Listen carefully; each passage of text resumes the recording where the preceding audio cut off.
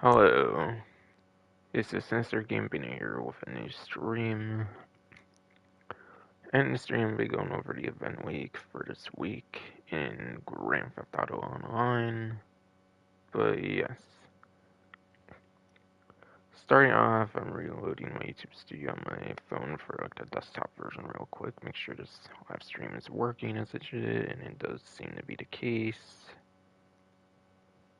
I also forgot with my headset here, make sure that my audio should be working. It should be, but yeah. Just in case. Hello. Okay. Okay, it is good now. Sorry for having like the pause screen on there for a moment, but I just need to make absolute sure. I'm just worried things don't want to work right anymore ever since, like, I think my microphone, like my DualSense microphone, did not want to pick shit up on certain parts of the Red Dead Redemption walkthrough, which I did actually update the playlist description to say that since I had to make an Undead Nightmare playlist. I updated the Red Dead Redemption playlist like description to kind of note that. By the way,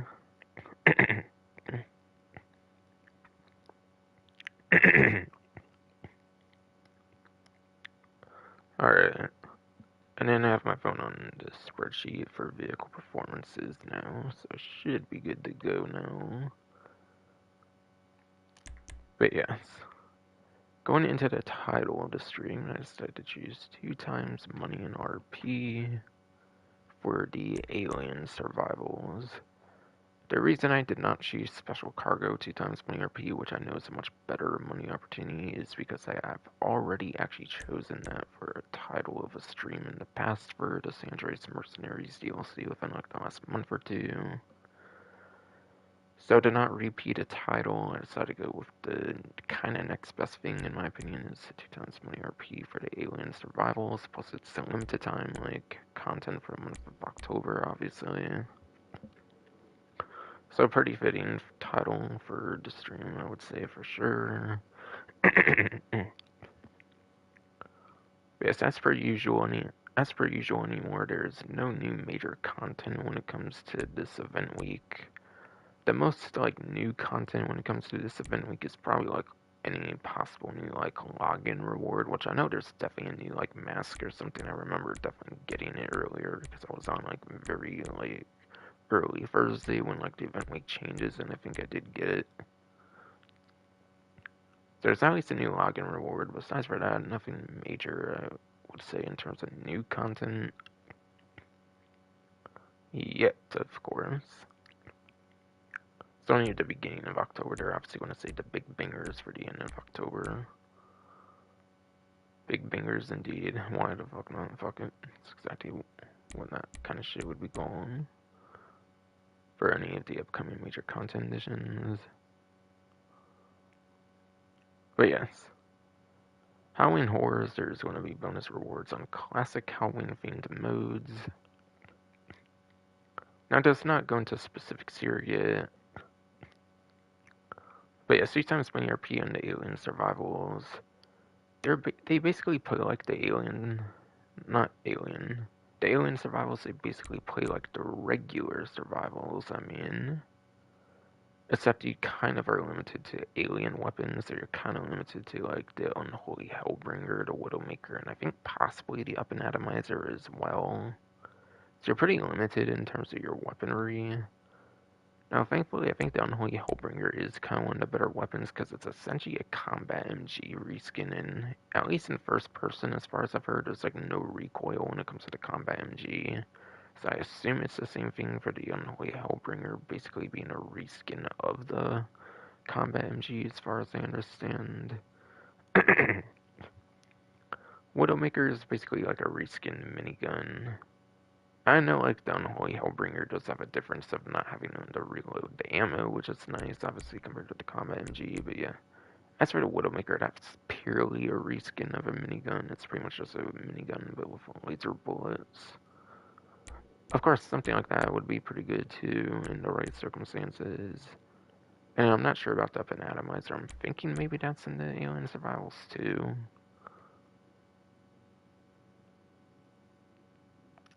But yeah, your payout should be very similar to other survivals, I imagine.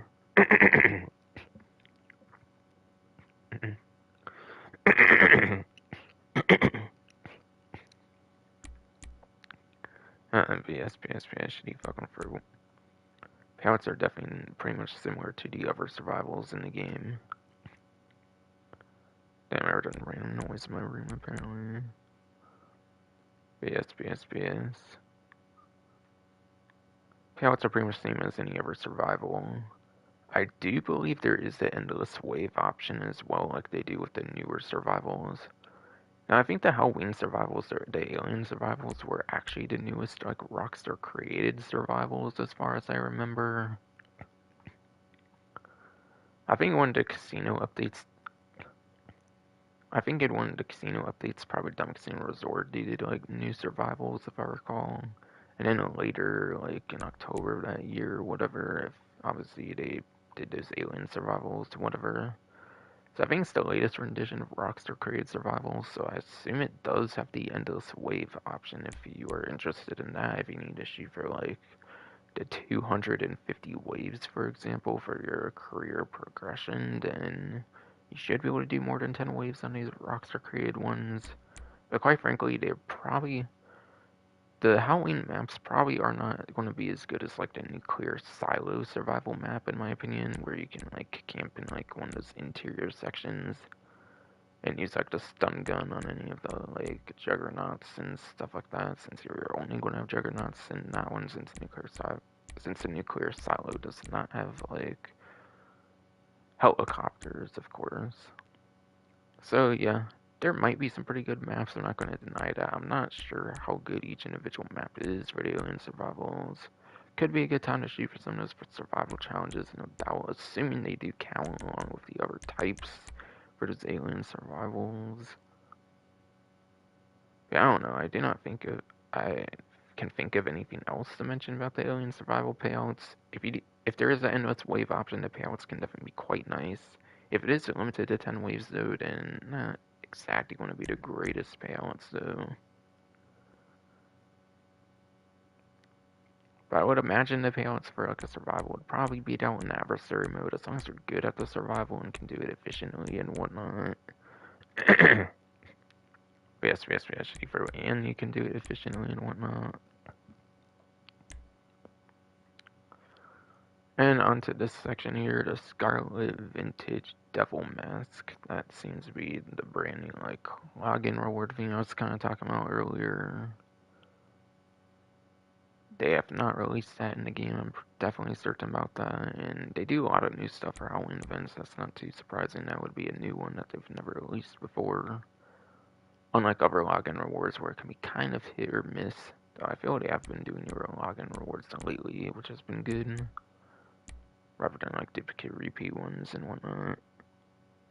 And then Judgment Day here will be on the free times rewards. I believe that's the like new like adversary mode they released. I think last year they released a new adversary mode that was Halloween themed, where they did like the one with those like motorcycles and then I think there's like thermal vision and stuff as well. Or like if it said thermal, I might mean that night vision, but there might have been a thermal vision. I forget.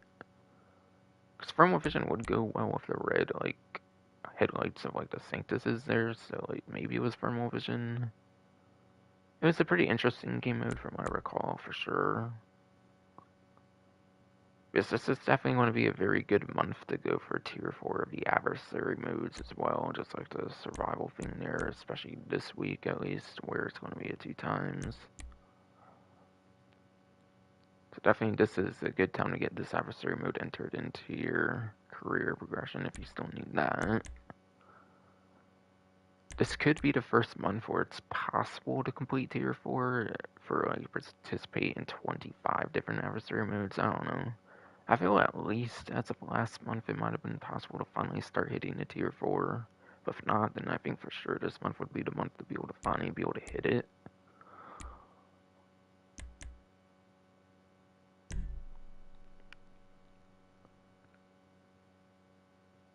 And I'm kind of reading this right now. It says something about like slashers, like clowns and stuff like that. So I don't know if that's suggesting like the slashers event, like the slashers like random event. I don't know if that's going on right now. So maybe there's certain Halloween like free roam events, like free mood events that are going on right now. I'm not sure. Like I know the slashers and like clowns. I know those were two like possibilities for the slashers free mode event. So possibly look out for that, but I am not too sure on that personally. That could suggest that, but it could just be random like flavor text and whatnot to explain like the Halloween event in general. But it's going to be an ongoing 4-week monthly thing, basically, as you would probably expect.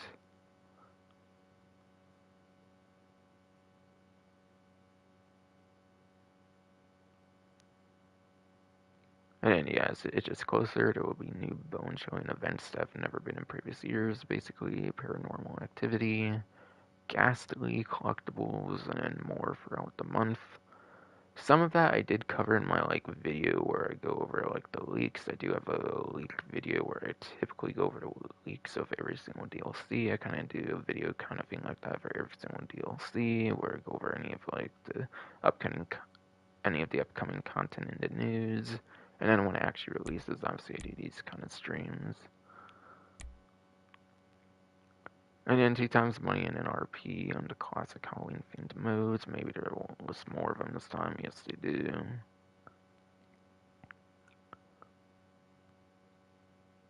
But yeah, condemned is another one of those like Halloween like modes it seems. That one looks like it's going to be on a 2 times instead of a 3 times though. Like Judgment Day is 3 times, but Condemned is probably a 2 times.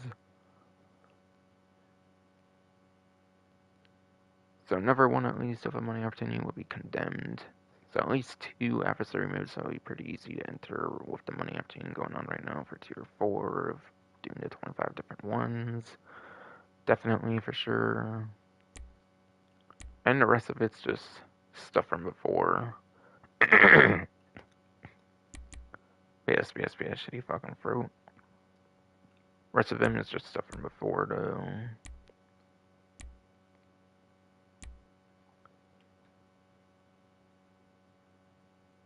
Okay, I think I'm pretty much ready to go in the actual game here now, I think for sure. As for heist, obviously nothing's going to go on there. Being a Halloween themed event.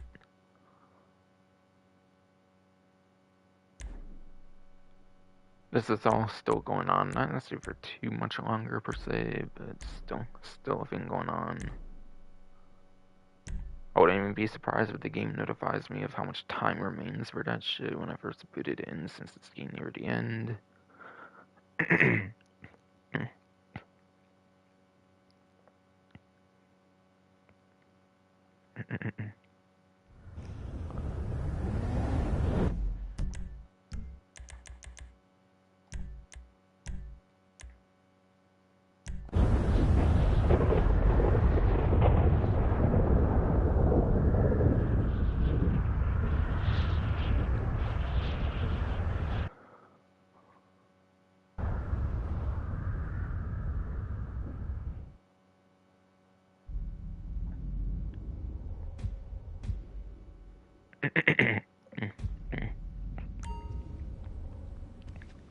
Wait, whoa, there's only 3 days left, okay. Jesus. I thought there would be more than that, actually. Kind of.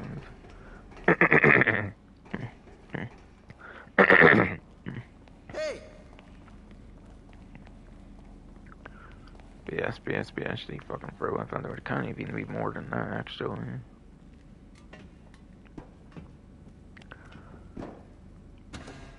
By the way, since it's Halloween theme right now, I am doing the Red Dead Redemption Undead Nightmare, like, live stream series currently in the game.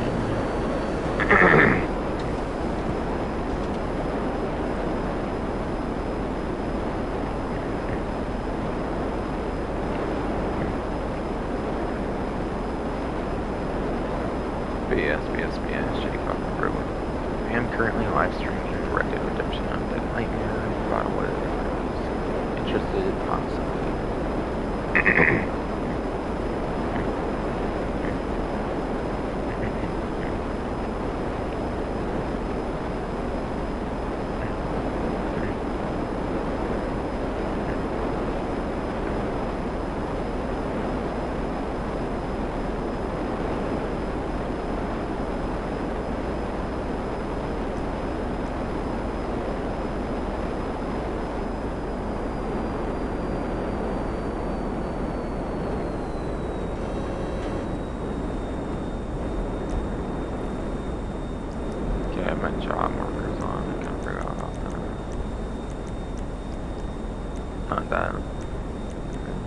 Alright.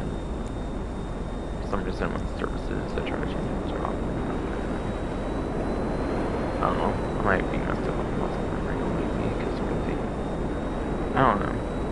Maybe because they're changing like register boss or whatever. I might have something that pushed it more up on the menu.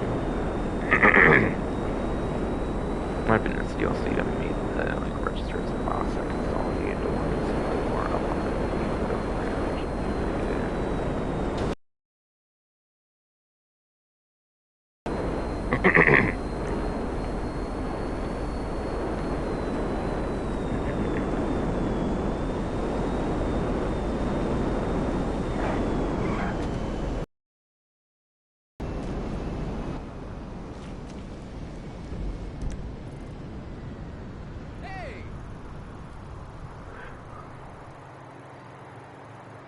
But yeah.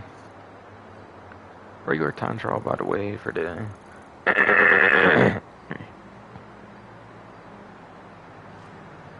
fucking fruit. But yes. Regular time trial, by the way, for the day of Sunday here will be Galileo Park. Where you go here in the Vinewood Hills over to the Court Center. Yes, you can probably go in Vinewood Hills over to Court Center, indeed. That is that search thing, right? Definitely. I can swear on it. Oh, and I kind of forgot to decide my vehicle I'm going to be doing for the HSW time trial. I'll have to think of it real quick, but still. I usually plan that shit, I'm pretty sure, in advance, but still. I mean, I'll probably just be using something from the current DLC for that, so it's not a big deal. It'll probably be pretty quick for me to figure that out. I have to see if I update my notepad lately, keeping track of that as well. Yeah, over there to here it should be. Well, like in between roads and stuff, so it's probably going to be pretty heavy on the lap time, kind of, I would imagine, with all the hills and whatnot. No real reason to go into vehicle, like, specifics, obviously, only lasting one day. That's what the latest update now.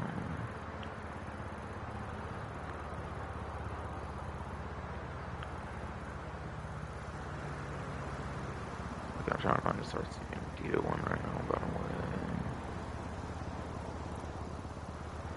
way. Okay. RC Bandito time trial for the week here is Vespucci Beach. Or not the week, but for the day of Sunday here, yes, Vespucci Beach.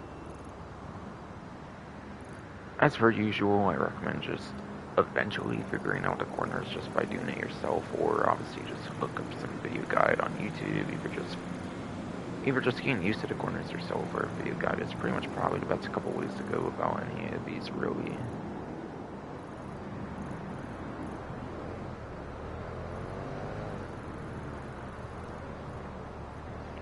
But yes. I'm gonna check my notepad real quick right now, make sure that was kind of up to date. I kind of think I did update it when I chose the previous vehicle. In fact, it was still opened, I didn't close out of it again. Okay, week 73 to whatever for the Bruce, whatever the hell. Or like, I don't know, I might have just assumed what the name was, I forget. Oh, Panada Course, right?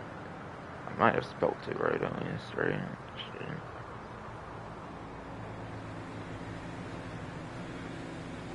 Okay. Should be week 80 and that off, it looks like, so I can update that properly, because I'm looking earlier on my spreadsheet, and like 33 to 40 is what it says for the Sterling GT when I did that. Okay. So I did the Monstrosity, the Panada course, the Monbasi Monstrosity, the Panada course. So I either got to do the Italy GTO Stinger TT or the Bravado Buffalo EPX. No, the Italy GTO Stinger TT, that was technically earlier on, and I already did the monstrosity, because there was only that, or the Italy GTO Stinger TT back then. But since then, they released the Bravado Buffalo EVX for the trip feed. So I think because they did for the trip feed, and therefore it's more relevant in recent times in comparison to the Italy GTO Stinger TT, I might reluctantly be doing the Bravado Buffalo EVX right now. Okay, so Buffalo EVX, then I'll be adding to my spreadsheet. Not spreadsheet, if I'm saying spreadsheet, I'm talking kind of something else by accident.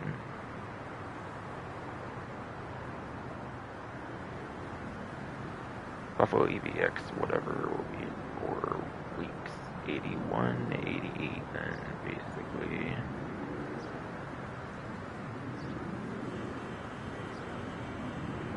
I'm not going to put 88 there though, just to know I'm currently on it for sure. So yeah, I'm definitely going to be doing the EVX reluctantly. I do think the EVX is kind of the most disappointing one performance-wise, just because the Bigero ZX from Criminal Enterprise is better, basically, and that was from 2022. Then again, the EVX is an electric vehicle, so it does kind of basically make sense to not be as good as the Bigero ZX.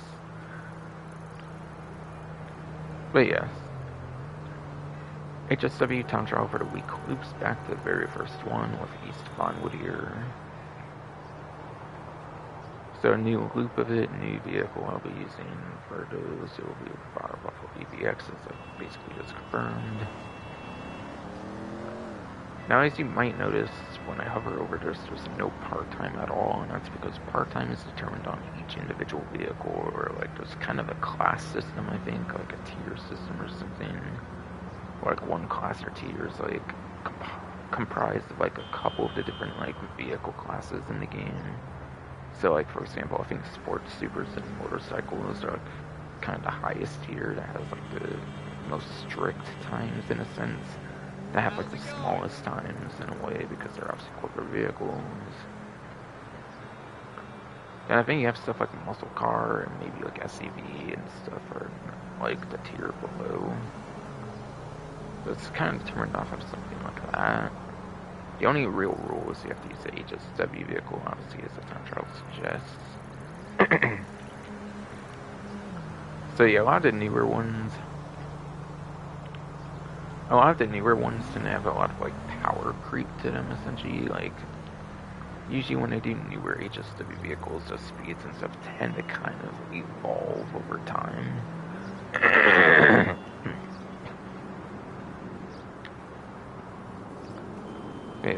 Actually fucking through. When I do newer HSW vehicles, speeds usually tend to evolve over time, like to kind of get better as newer updates come out. So yeah, I think that my Boss Monstrosity, the Italy GTO Stinger TT, and then the Panad Course are definitely going to be some of your top couple just because of DLC power creep. And as I've explained, obviously the Bravado Buffalo EVX is kind of a unique case where it's not really the top contender for the class like the other ones are pretty much from the DLC. And for muscle car class, it's basically second place to the Bigero ZX from Criminal Enterprise, as I've said. Yes, as I've said indeed, shitty fucking bro.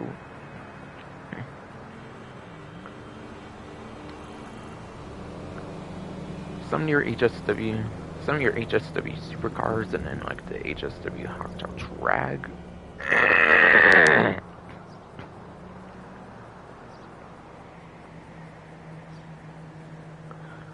But yes, man.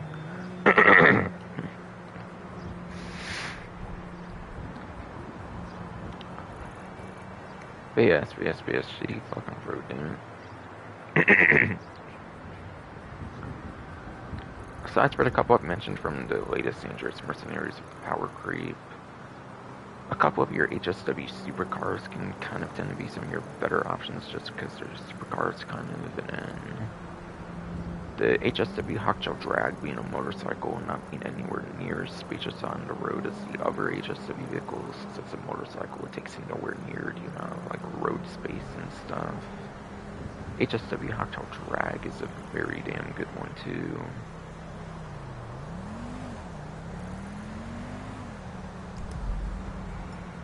I think HSW Hottail Drag is definitely going to be one of your top couple. I think HSW Hottail Drag can easily be one of your best couple options regardless. Just because it's the one motorcycle, and again, it does not take as much space on the road.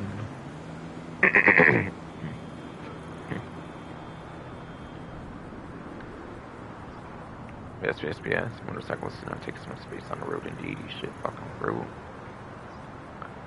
And then, as per usual, in a couple, like, Junk Energy time trials for the day of Sunday is Pillbox Hill here. So that'll be the daily Junk Energy time trial for a day of Sunday here. And then onto the premium race for the week. It is actually for the motorcycle class. As I mentioned, there's only one HSW motorcycle when it comes to the 9th generation version of the game, and that's going to be your HSW Hottail Drag, which is pretty much always going to be your number one lap time. I do believe it does run second place though when it comes to top speed, even on the 9th gen version, just because the Western Reaver from the contract DLC apparently tends to have some of your best top speed when it comes to the game for a motorcycle class.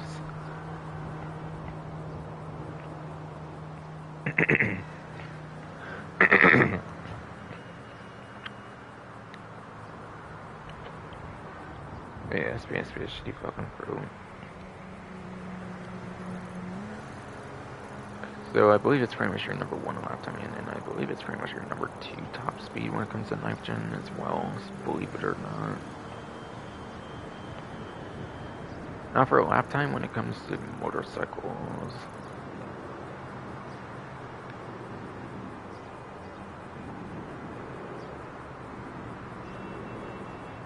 You can obviously use the regular Hottail Drag when it comes to 8th gen pretty effectively. The regular Hottail Drag on 8th gen where you do not have HSW will be pretty good there. And then, yeah, you have the Nagasaki Shotaro, the like Tron bike has a very damn good lap time. It's pretty much your number one lap time for the Shotaro on 8th gen where you do not have the HSW Drag.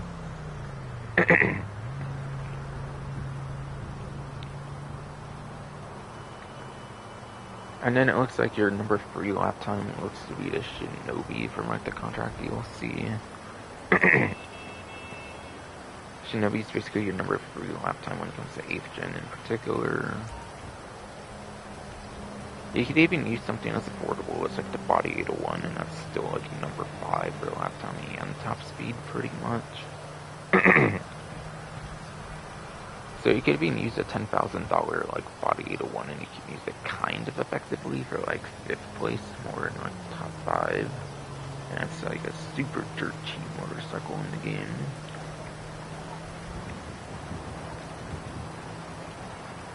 And yes, for top speed.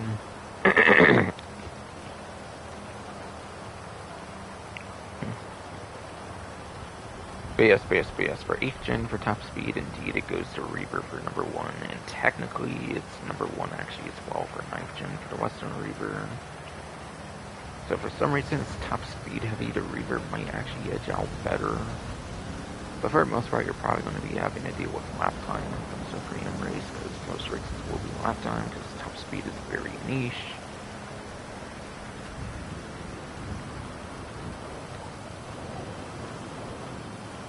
And then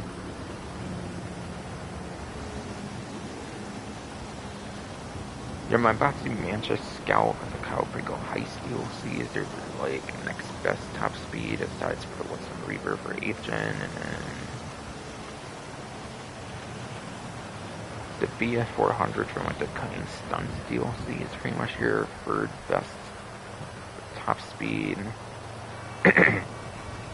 And again, the Body 801, just like lap time, it has top 5 for the number 5 spot for top speed as well. So you can use that $10,000 Body 801 if you want to be dirt cheap with your vehicle choice for some reason.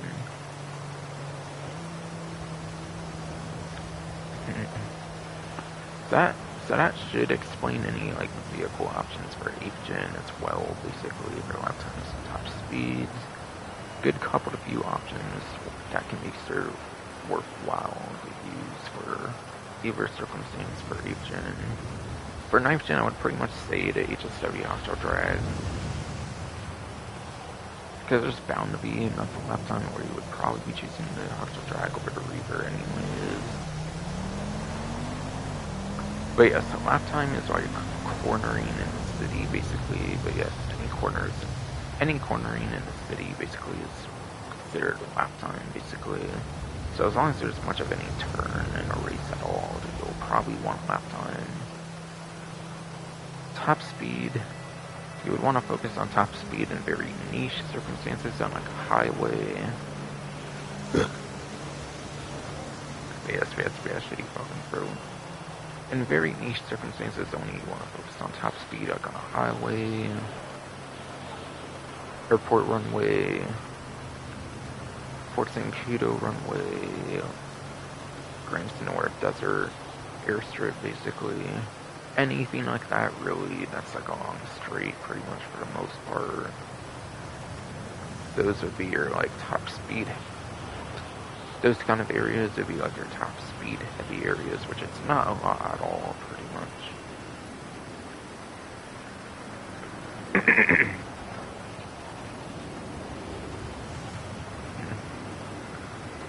As for what the course in, tongue twisting ass fucking rogue, bitch, god damn it. Let me speak, damn it. As for what the course is what I've listened to say for the last couple of times. I'm not going to show what the course is. You can just do start job by square. You can press square, like X on Xbox, whatever key on like PC, and you can start the job directly from the pause menu. And from there, it will tell you what the race is. And then from there, you can also press the same exact button, I believe, and it'll let you like see the map of the race as well. You can check the map on like the lobby screen, I believe, or you could even check the map, I think, when you're choosing your vehicle option as well. Wait, that's the fucking throat. Not only on the lobby screen, but you can also check the map when you're choosing your vehicle option. I'm pretty certain as well. So that's how you'll be able to see what the course is, because I'm not going to do it on my own time. I already gave options for both lap time or top speed, just in case.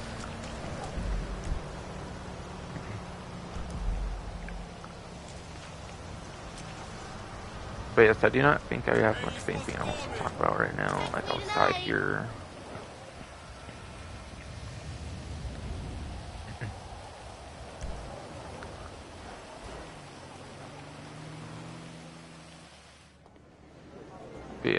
Yes, I do not have much more to talk about out there, I'm pretty certain.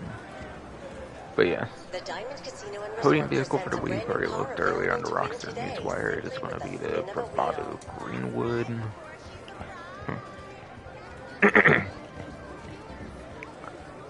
Yes, you fucking bro.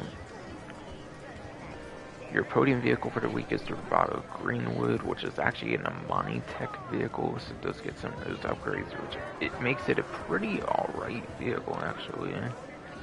I do think it's a pretty good one that could be actually kind of worthwhile to do a wheel spin for. If you do not have the Greenwood and you want it kind of for free, just for a little bit of your time and enough luck, obviously, then yes, could be something pretty worth the wheel spin.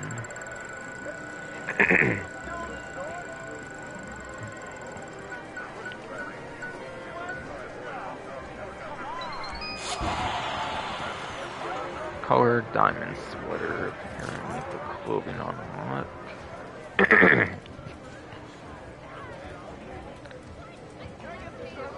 But yes. Clothing unlock indeed was the diamond sweater thing there for me, whatever. I have a lot of different clothing from 2019 and beforehand into like regular clothing stores, so I'm not sure if it's something I already fucking had, quite frankly, or if it can actually give you stuff from the casino store. I'm not actually sure about that. Goodbye. Okay, I don't know why I thought it's not do that.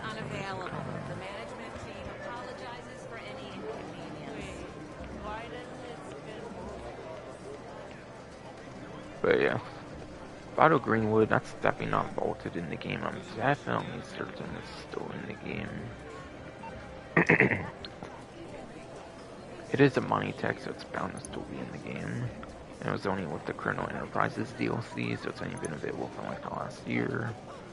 Same company that got rid of the Sterling GT though from the website still, even though they did add a HSW upgrade to it in that same update though.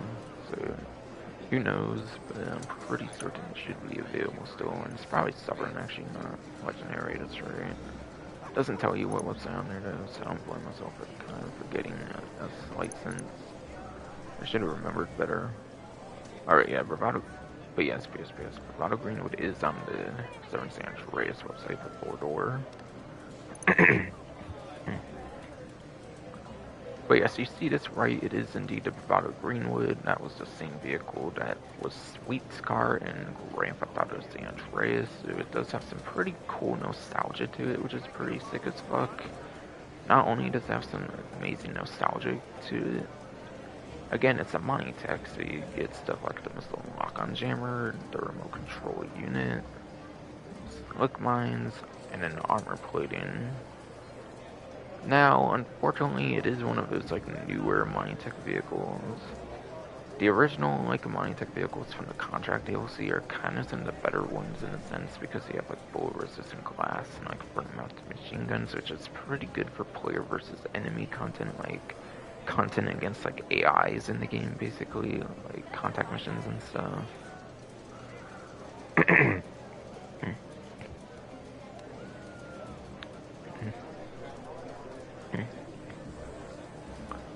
But yeah.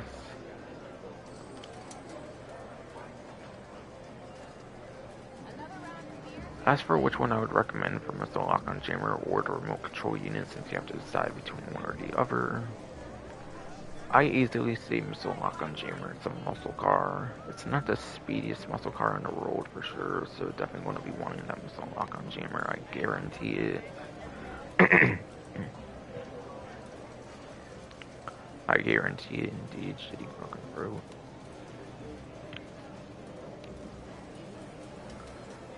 Select mines are alright. They're not the greatest mine type, but they can spin vehicles out. They can spin vehicles out though, at least for the select mines. Not the greatest, but at least it's something. As for the armor plating and the armor capabilities, the armor capabilities on the Greenwood are not going to be your best armor capabilities when it comes to an Amani Tech vehicle in particular. When it comes to Amani Tech vehicles, it's actually the electric car Amani Tech vehicles that are actually your best possible Amani Tech vehicles in the game when it comes to an armor standpoint. But yeah. I want to say electric car, like Amani Tech vehicles, I think take like 12 on like homing launcher or something like that. I kind of forget. Regular ones might be like 12 homing launchers and stuff when it comes to like regular Amani Tech vehicles, but like the RPGs, I'm trying to remember the explanation. Electric cars might have like RPGs do the same amount as like homing launchers if I recall. So like regular like auto, not auto aim, like it's not the homing launcher as many, but like the more like your traditional like explosive weapons would do more damage when it comes to the non-electric Amani Tech vehicles. So yeah, basically the armor is not as good on the Greenwood. So it's not the best armor plating for a Amani Tech vehicle.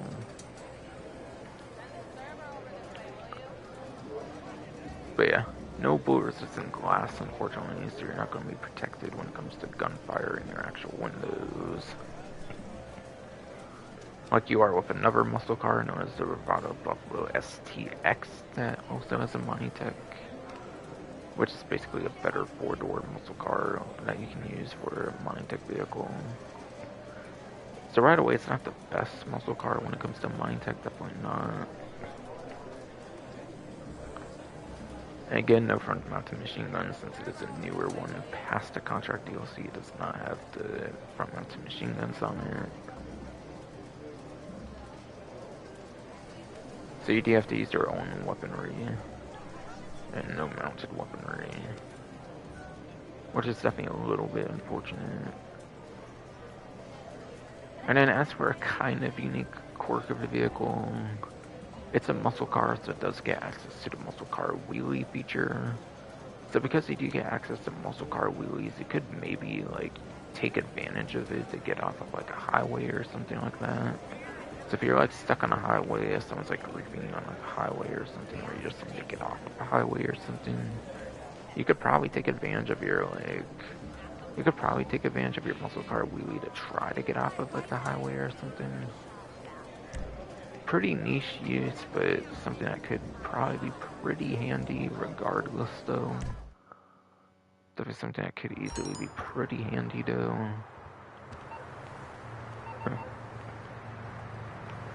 But yeah, since it is a money tech, I'm not going to go over vehicle performance on that one.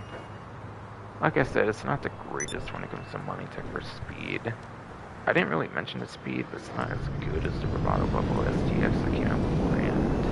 Bravado Buffalo STX is much more of a sporty car, whereas like the Greenwood is more of a like traditional-ish like muscle car that's not super heavy on the speed.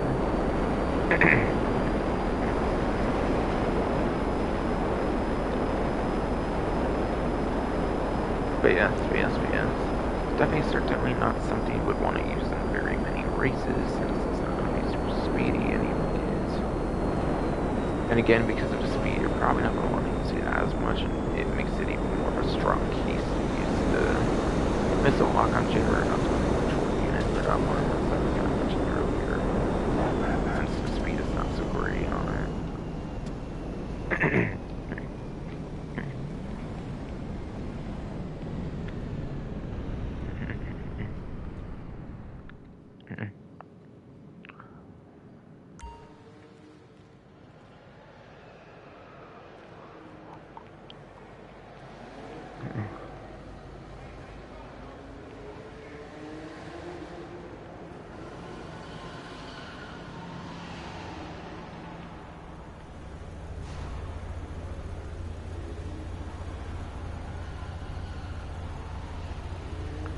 But yes, for test rides this time around, it was the Debauche Massacro. Pretty old school, like 2014 sport car era, actually, which is kind of crazy. Which just does mean... but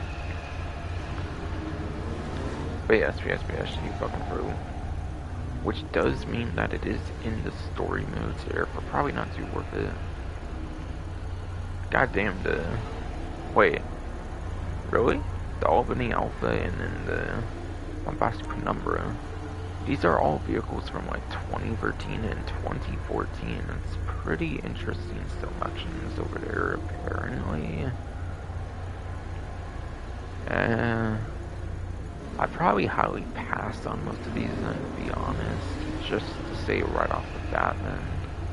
Because if a vehicle's in story mode, it tends not to be super good performance-wise, because it's mostly like the old vehicles that you have in story mode for like release date in real life when it comes to like the game side of things, for DLCs and whatnot.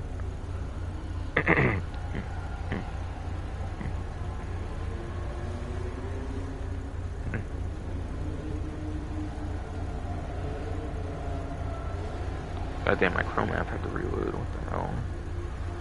My phone has a dying ass battery and shit on it now. Fucking battery's pretty aged and shit on it, so that's probably why though, but still.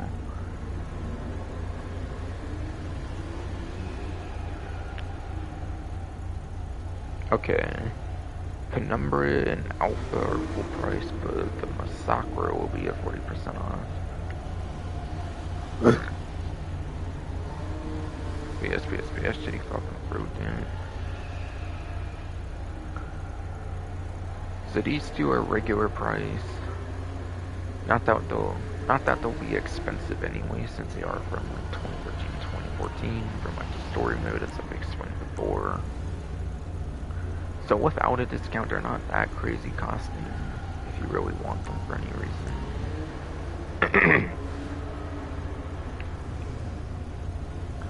But yes. Then the Debauche Massacro here. that is your discount here.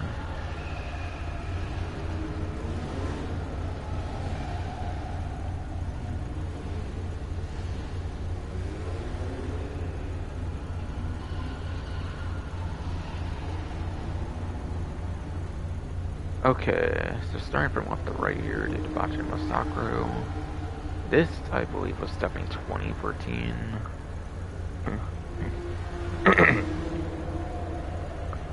I swear I remember the Massacro being released in 2014 as part of the High Life DLC back from the Xbox 360 and the PlayStation 3 days. Very old school sport car in the game, technically speaking, in a sense. So yes, do not expect any super great performance on this one because of that. But for those that do want to know the performance of the vehicle, according to Bruffy1322, which is a racing YouTuber, according to his spreadsheet, the regular Massacro is in the B tier.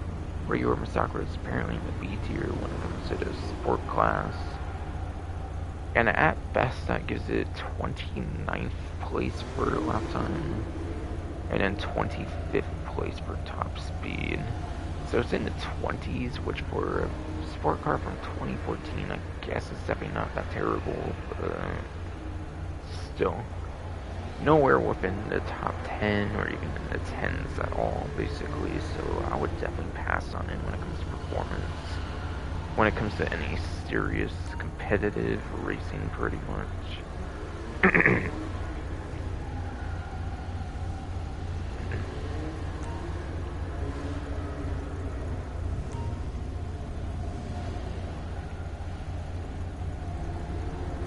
And again, it is in the story mode, so you can just buy it over in the story mode and you can customize it and drive around and everything in the story mode, which you cannot do with vehicles from like 2016 and newer, pretty much entirely for 2016 and newer vehicles, for example.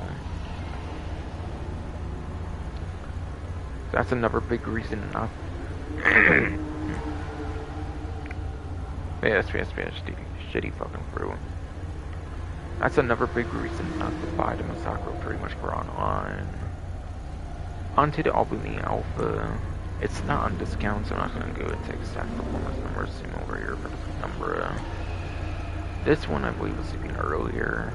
Again, I think it was also definitely 2014, just like the Massacro. I think it came out the update before the Massacro, like the business update. But yes. Shitty fucking fruit, damn it. The Albany Alpha is definitely from the business update, I swear for a goddamn fact for sure. And again, as you can obtain it in the story mode, it's not really worthwhile. I believe the Alpha is also a sports car as well. Yes, it is a sports car. I assume this one's not as good as the Massacro. The Massacro is probably the best performing one of these three, I'm imagining for sure.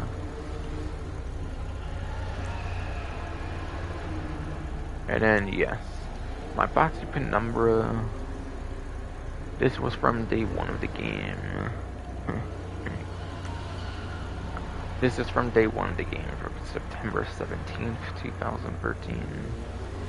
So this one especially you can get in story mode, and it can be kind of optimally found in a way, kind of on the streets, even since it is from day one and it's not a DLC one.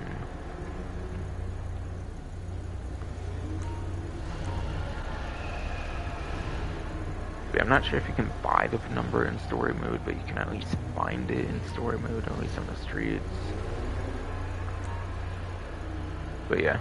Being a day one vehicle, it's probably not as good performing as like the Alpha even, but again, it's not on discount, so I'm not going to exact performance numbers. You can just look into those on your own if you want.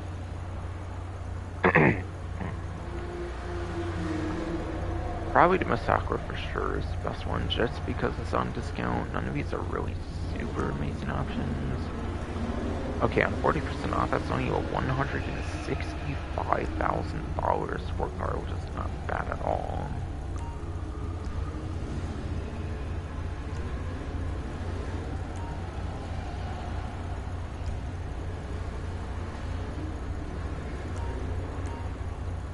The Alpha is $150,000, it looks like, for its normal price. And then the Penumbra is only $24,000. So yeah, very cheap test ride vehicles this time around. Again, I think the only one too worth picking up is Massacre, purely because it's on discount pretty much as well. Now to see if any of these are even on the website still. They should all be 2-door, either Legendary or like Stubborn maybe as well.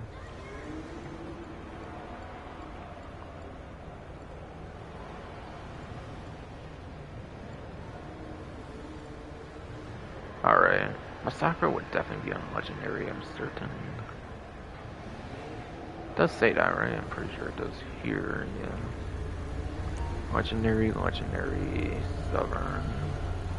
I didn't seem to see the Alpha either there, so I'm pretty sure the Massacre and the Alpha are both vaulted vehicles.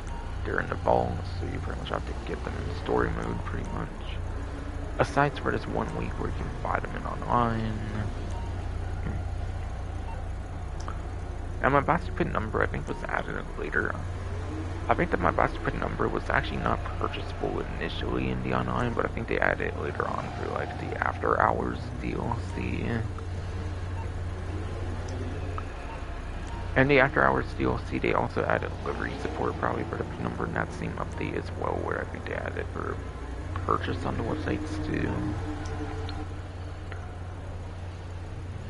But yeah, Pit number might be kind of popular, so I wouldn't be too surprised if it's still available or something on the website.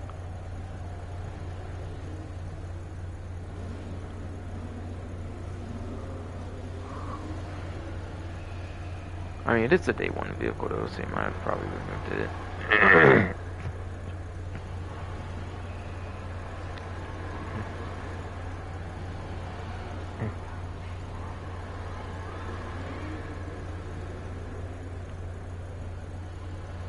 Yeah, it's 2-door. They did definitely have to remove that there, definitely.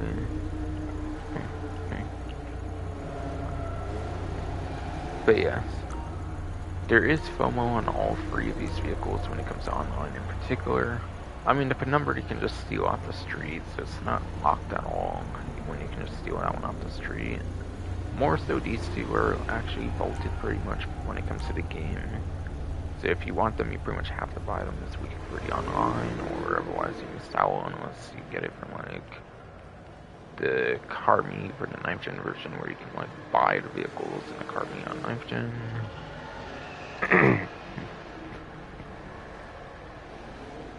If another player owns it.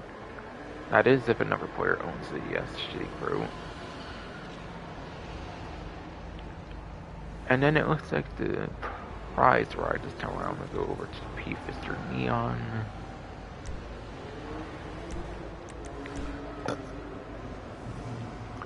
And that is going to involve the LS Car Meet series, and that's going to be placed top 2 for 3 days in a row.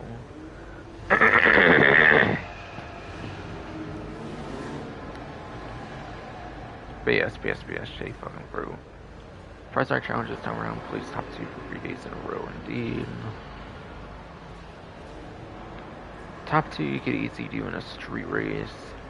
I do not believe I don't know.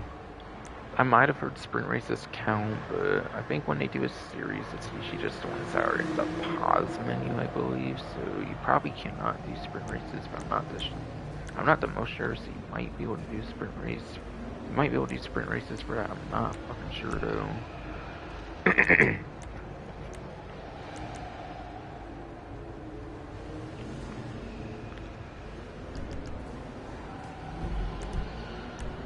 But yeah, top 2 3 days in a row.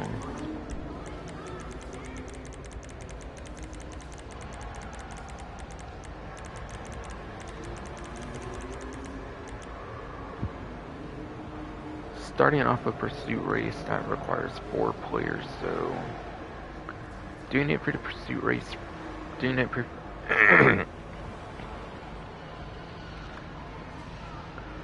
shitty fucking throat. Doing it for the pursuit race method, it would require 50% chance. It basically gives you a 50% chance of actually completing a part of the challenge.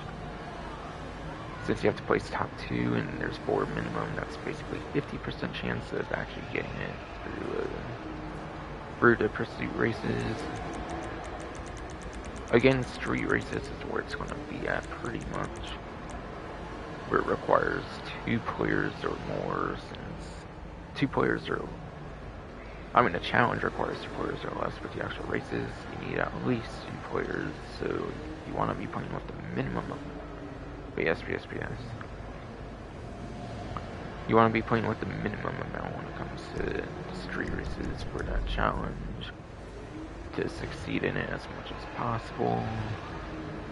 P-Fist or Neon, I do believe, is actually not vaulted. I do think it's currently on the website right now. Alright, yes, P-Fist or Neon is right here. It is a $1.5 million prize ride vehicle here. And it is a 4-door electric hybrid vehicle or something here. So because of that, it's probably not super good for top speed. I'll probably say it right now, though.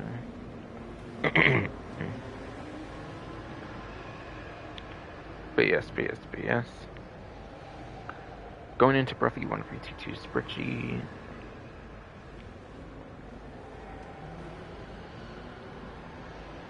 The P-Fister Neon, according to the spreadsheet, it is in the B tier. Just like your Masakura, it is also in the B tier, apparently.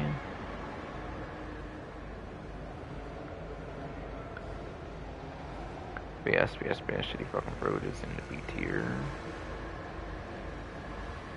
And it will give you 18th place when it comes to lap time. You'll get 18th place for lap time, which is only several placements away from the top 10 for lap time.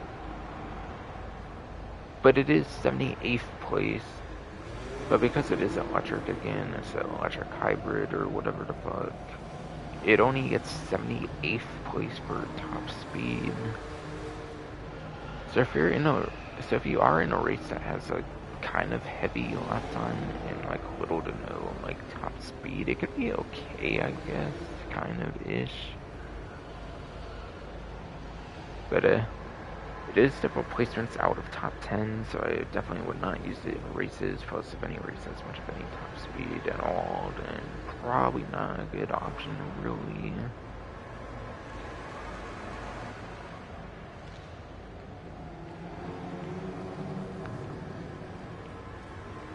But yes, $1.5 million.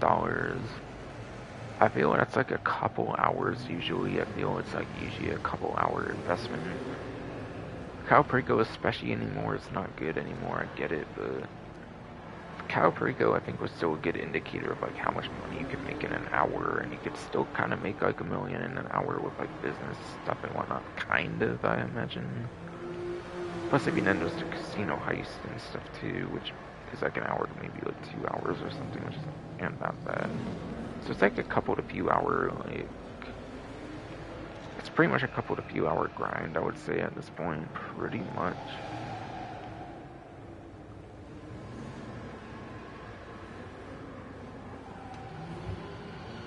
Yes, indeed. Tired fucking body and throat and everything, dude.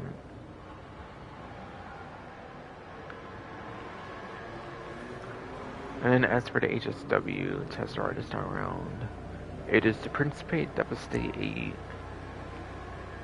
And the Principe Devastate 8, that is pretty much your best top speed supercar in the game when it comes to 9th gen, as far as I understand. Unless there's a regular supercar with better top speed, which I pretty much doubt. I do believe it's pretty much your best top speed when it comes to the 9th gen version of the game, when it comes to HSW in particular. Otherwise, the regular vehicle is pretty decent top speed as well when it comes to 8th gen. But yeah, pretty much top tier top speed for HSW version is pretty much top tier top speed for the supercar class. Pretty much the number one option for HSW vehicles for top speed. And then the lap time is also pretty respectable as well, but it's not going to be as good of a lap time, I believe, as your like weaponized Ignis, which brings the best lap time option when it comes to this supercar class for HSW in particular, for House Special Work in particular. Yes, indeed. Should get fucking through and everything all.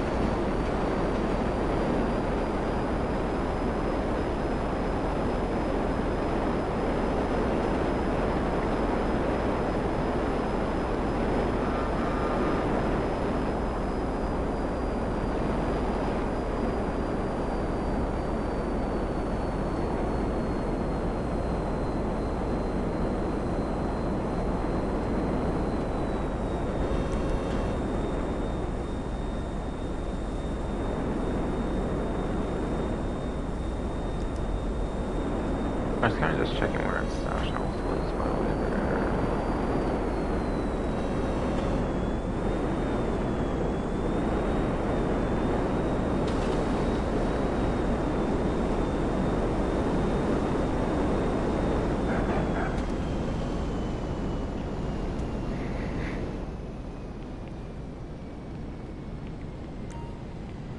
But yeah, on to luxury autos now. You have the Pegasi Vodka, which is a 2013 supercar, and then you got the Pegasi Zeruso. What's up? I'm having a lot of ones from like 2013 and shit, because event week for a Halloween themed event, it's kind of weird as hell. Kind of all indeed, yes, shitty fucking fruit.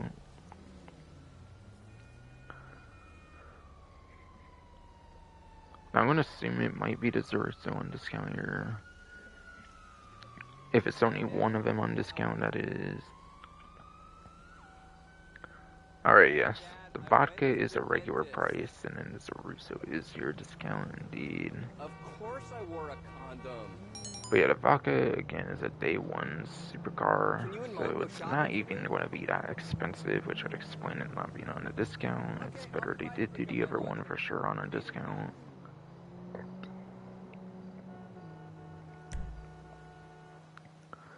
This Pegasi Vodka is only a $240,000 supercar, which is not bad at all. Price-wise, obviously, you can very easily afford that these days in the game.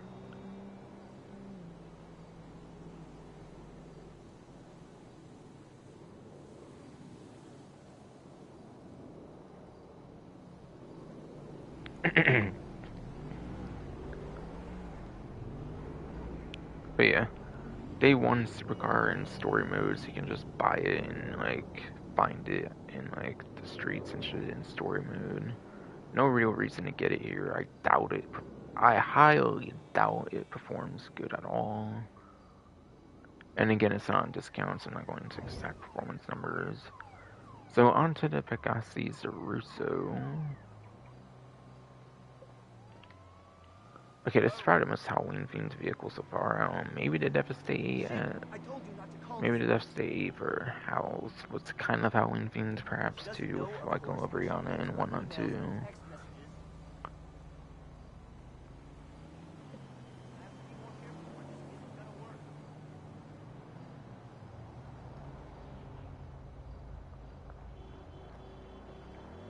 Alright, so for supercar class, we gotta see Zeruso, gotta get there for this for the spreadsheet I mentioned earlier.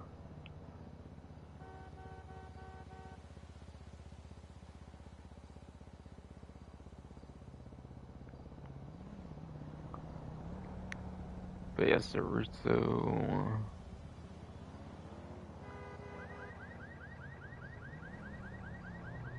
According to the spreadsheet, in the supercar class, the Russo is in the C tier.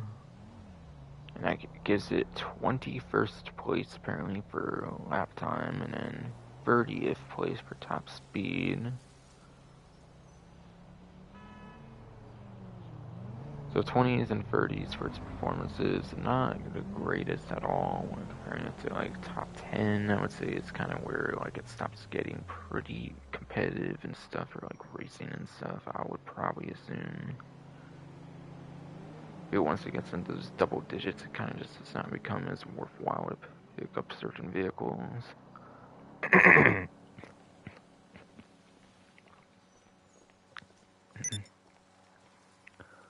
So yeah, no real reason to get it much, I would say, really, honestly. But yes, BS. No real reason, I would say, to get it for sure, honestly. No doubt about that.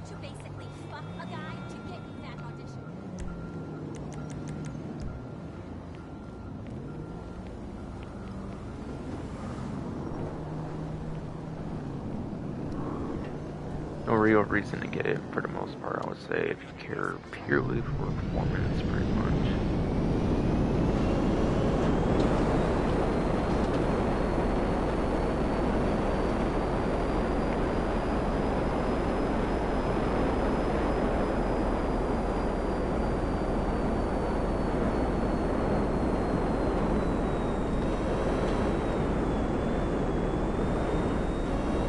I forgot to check on a couple vehicles on the website, see if they were bolted or not.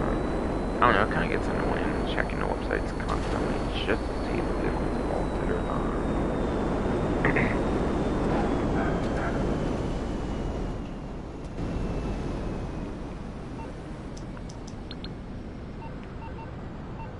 Still, Rockstar made it kind of necessary to do shit like that, so... Devastate 8's definitely not bolted from like the HSW thing from earlier. Right there, exactly.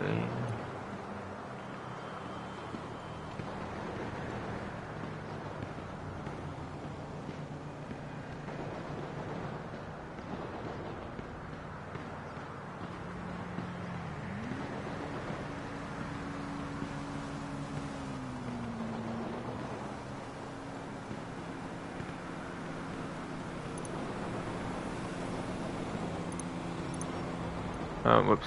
Why did I go on Benny's? I only am into the legendary again. No, I did it like for... Yeah, I did it for a different area too. I don't know, I kind of thought it was done there, wanted to be done there. My tired ass right now, god damn it. BS, my tired ass right now, god damn it. BS, my tired ass right now, god damn it, fucking bro.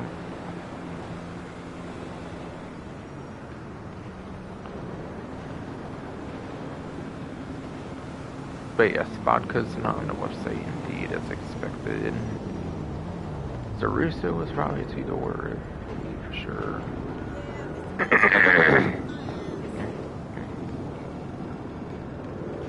But yes. Zaruso, I think it's definitely a two-door from like the D'Agostino Resort or something. Yeah, I think it's definitely a D'Agostino update for the Zaruso. I'm not seeing the Zaruso over here.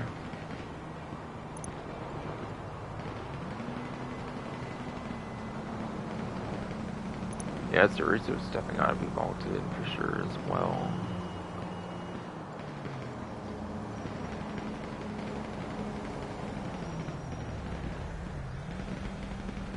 So yes, if you want Zaruso, it looks like you pretty much have to pick it up. Same with the vodka. Yo, I still need to holler at you later.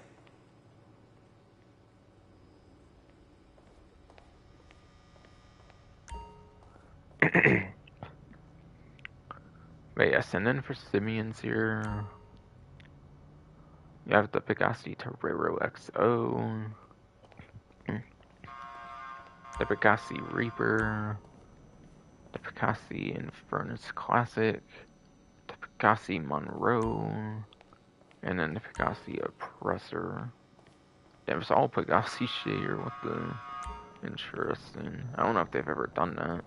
I'm actually not too sure if they've ever done like all vehicles from like a single manufacturer. I might just never pay much attention to that. They might have definitely done that before. I forget. Could be wrong though.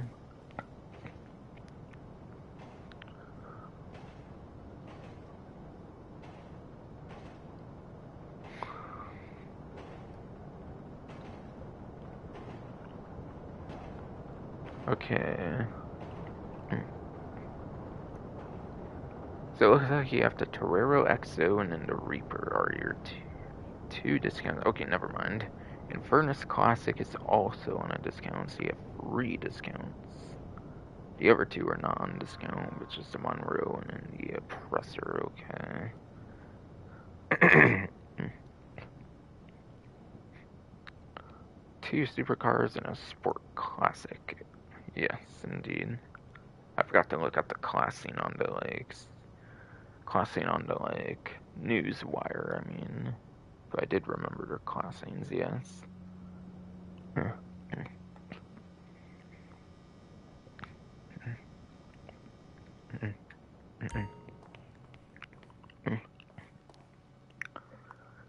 BS. Pegasi Torero XO. Maybe one of the more recent supercars for sure within like the last year from like the Criminal Enterprises DLC. And according to the spreadsheet, it is in the B tier. According to the spreadsheet, it's in the B tier, which gives it an 11th place. An 11th place it gets for lap time, it looks like, according to the spreadsheet, and then it gets 6th place for top speed, it looks like. Okay. So it definitely looks like it has some pretty alright performance, especially for top speed. Hell, even on 8th gen where you lack the HSW vehicles, you might even be within top 10 for like lap time as well. For the Toro XO, in the case of 8th gen, without the HSW vehicles. So yeah, I think the Toro XO is definitely a pretty alright, decent-ish discount for sure. And that should be on the vehicle website. It's only within like the last year, unless they did decide to weirdly vault it for any reason, which is, I guess, technically quite possible. Technically is quite a possibility, yes. But nah, it's right here. Cool.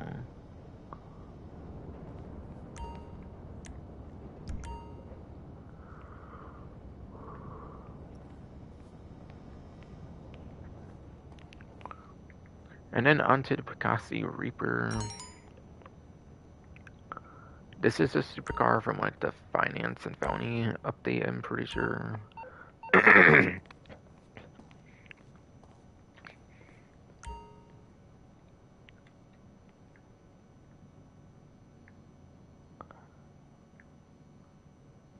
yes. Pretty sure the Pegasi Reaper is definitely from the Finance and Felony DLC, no doubt. If not, then I think it was import-export, if not that. One of the CEO updates, maybe like Executive or Criminals, pretty much. But no, I think it's definitely Finance and Felony, though. So it is from like 2016, so it is pretty dated these days.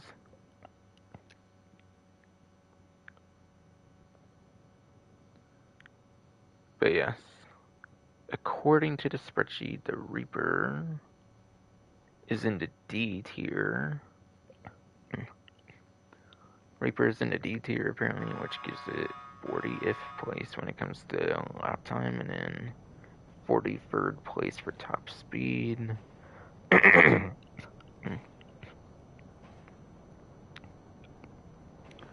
But yes, shitty fucking fruit. 40th place lap time, 43rd place top speed, and the 40s for both lap time and top speed. not good at all for performance. Then, so I would definitely probably pass on that if you're getting it for performance only, pretty much. Or it's one of your main factors of the vehicle for getting it.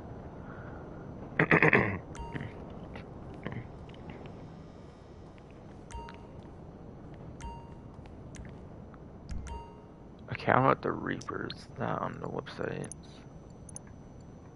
I kind of do not believe it is. I kind of forget. It may have been vaulted. May have definitely been put in a vault. Okay, no, it was there. That's right. Inverness Classic Fair was also there as well. And then onto the Picasso Inverness Classic. With the name Inverness Classic, you pretty much know obviously it's going to be an Inverness from a previous GTA game, and I'm pretty sure it's obviously the Inverness from Grand Theft Auto Vice City, which is pretty tight as fuck. Definitely the like 80s-ish fucking the 80s-ish fucking Inverness here, which is pretty tight as fuck. I don't know why I said all that extra shit in there, but okay. Okay, indeed, shitty fucking fruit.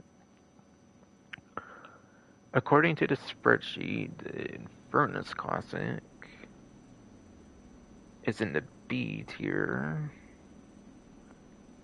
for the Sport Classic class, and that's going to give it an 8th place when it comes to lap time, and a 14th place when it comes to top speed. Okay, so you do get some pretty okay-ish, decent-ish lap time, I guess, being within top 10 for sure, I would say.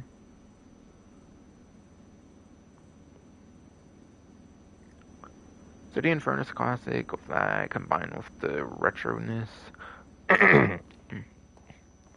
But yes. She fucking fruit. With that all, when it comes to its 8th place, like lap time, whatever fuck, and then all the nostalgia of it for sure. Definitely a pretty worthwhile vehicle to own, no doubt about that.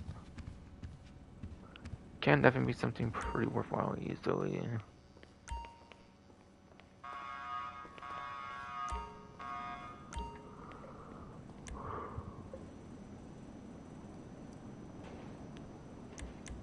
And at least the one over here is $556,050.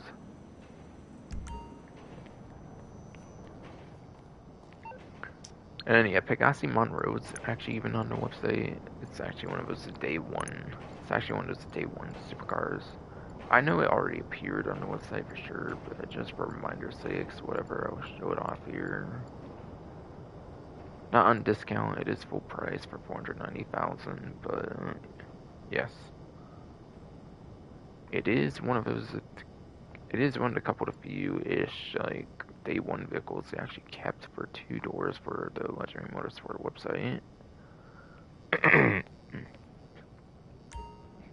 But yes. Now I'm not going to go into exact performance numbers again because it is not on a discount, it is full price, but I do remember this one actually being surprisingly good for a day one 2013 vehicle here, since you can get it in story mode, as I've shown it is from day one of the game. 490,000, yes, all, again, as a reminder, all. No liveries or anything for old 2013 vehicle for livery support, so obviously that's pretty much the price here as well. But yes.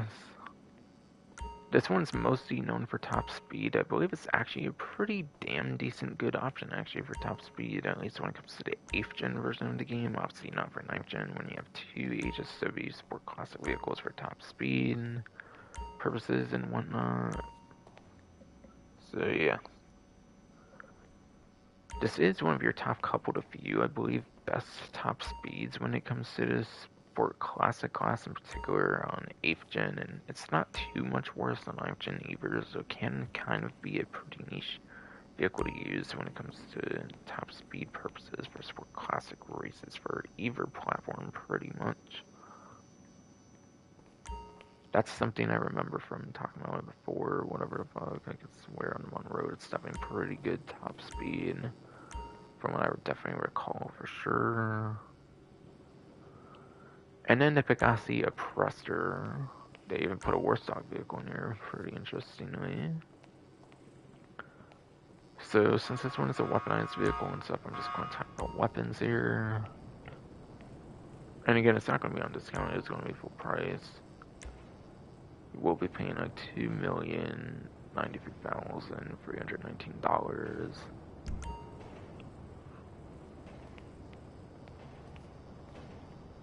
But yes. For weaponry, you have machine guns and you have missiles. You cannot have both at the same time, but those are pretty much your options. Machine guns are obviously not going to really be worth running at all. Machine guns are not usually good in combining that with the fact that you're on a pretty damn small motorcycle. That's not going to have as much space, I guess, between the guns to shoot and stuff, and a way all. Not really great. If you want infinite ammo, you're pretty much going to have to go to machine guns if you want like an infinite ammo, like mounted weapon to like your vehicle. But having the limit of 20 homing missiles in the game, I think having 20 homing missiles would still be better regardless, though. They're not the greatest tracking at all. They're like standard tracking missiles for the Oppressor. They're more like buzzard missiles rather than something like the Renner 2000 or something like that, or those crazy, like, accurate ass missiles in the game. But yeah. For all the crazy movements you can do with the Oppressor, you could probably do a lot of good, like, free aiming kind of, like, hits if you want, or, like, it would still be okay, I guess, in a sense, when it comes to grinding, when it comes to the missiles. Now, even if the weaponry is not the greatest, I wouldn't really mainly use it for the weaponry anyways. You're mainly using this vehicle when it comes to the transportation purposes in the game.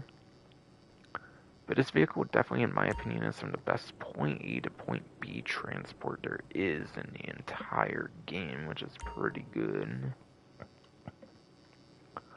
Easily some of the best, like, point A to point B transport in the entire game, no doubt. So yeah, it's a very damn good vehicle. And it was not hit with much of any nerfs at all, from what I know, unlike the Oppressor Mark II, obviously. Oppressor Mark II was hella. BS. God damn, I heard that shit hard in my headset, dude. What the fuck, though? For the person talking there, Jesus fuck, man. BS.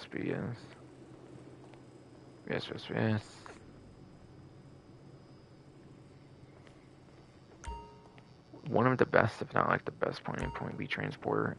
And unlike the Oppressor Mark II, which is hella nerfed to the ground, like the Caprico heist and stuff recently, for example, this one was practically almost never nerfed, if not even nerfed at all.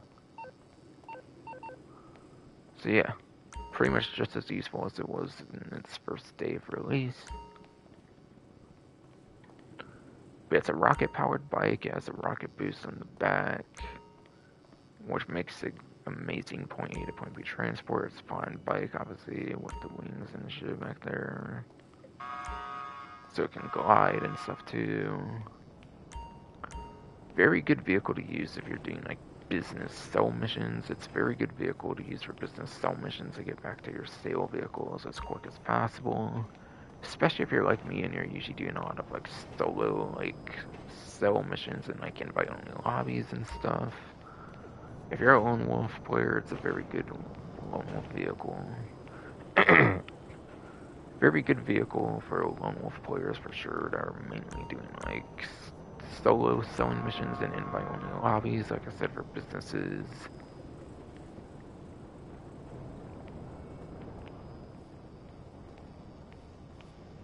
Trying to remember if there's much of anything else worth mentioning really here for the Oppressor here.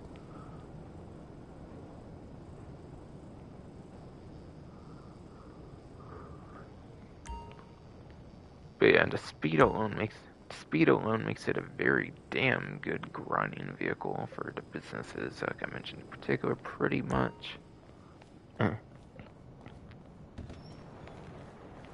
Oh yeah, but wait, hold on. Like I usually do, I like to rate the vehicles from like best to worst, I think, after I'm done with the means in particular, because there's 5 of them compared to like a couple with like other areas.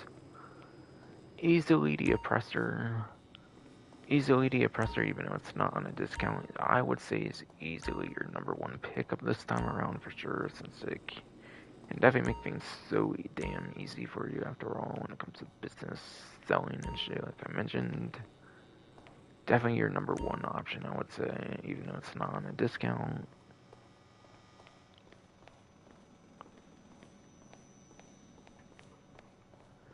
The supercar class tends to be a lot more popular, so I would probably say the Torero XO is probably your #2 option, being on a discount in the supercar class. Infernus Classic's very... Infernus Classic can be pretty alright too, very... whatever the fuck, I don't know, whatever. But yes, it's definitely pretty alright too. So that would probably be the #3 option, I would say. With the Reaper being #4, I would say just because it's on discount and it's not a one vehicle. And then obviously the Monroe's kind of your worst. Don't actually know. Hold on, actually. I would say the Reaper, even though it's on discount, is the worst just because it does not have good performance. And like I said, I think the Monroe does actually have some good performance for top speed when it comes to Sport Classic class. I would actually make this one #4, I would say. So that would be #4, and this would be the worst #5, even though it is on a discount. So that's how I would rate the vehicles from best to worst in this current like Premium Deluxe Motorsport showcase.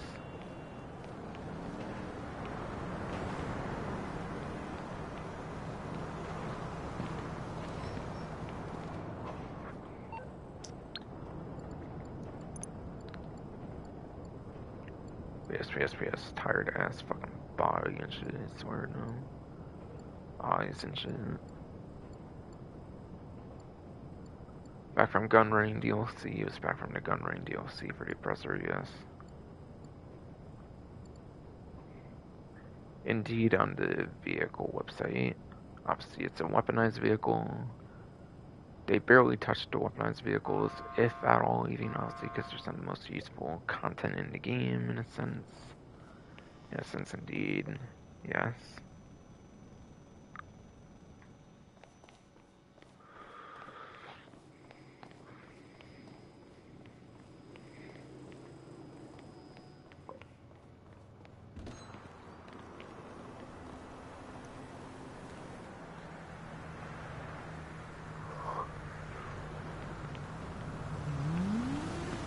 But yes, every single one of those vehicles. If I did not make it super clear, every single one of the Simeon vehicles are indeed on the website. I forget if I actually said that or not, quite frankly, already, because I'm tired as fuck, kind of, because I barely slept due to doing a pretty late stream last time, and I barely slept after and shit. But yes.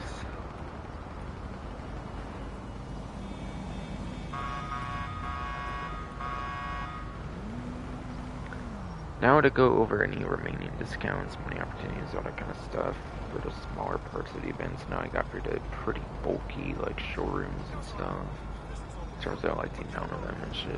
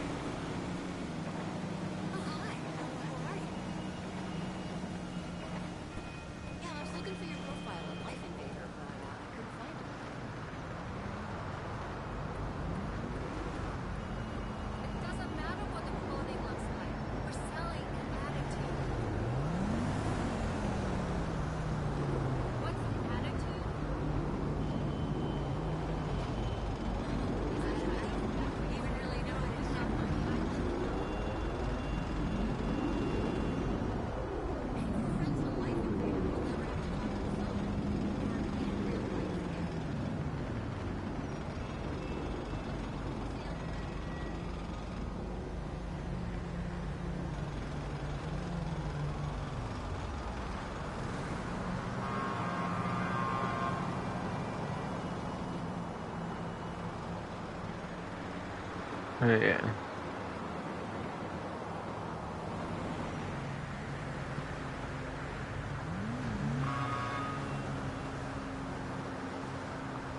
Okay, I'm gonna see if there's more Halloween modes on Double Money than just like Condemned and like Alien Survival, because it suggested there's Newswire does suggest it's like every Halloween content that's not 3 times would probably be on like 2 times.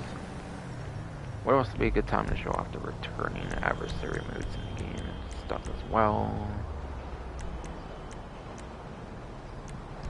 Yeah, no Halloween thing for Arena War, that's right.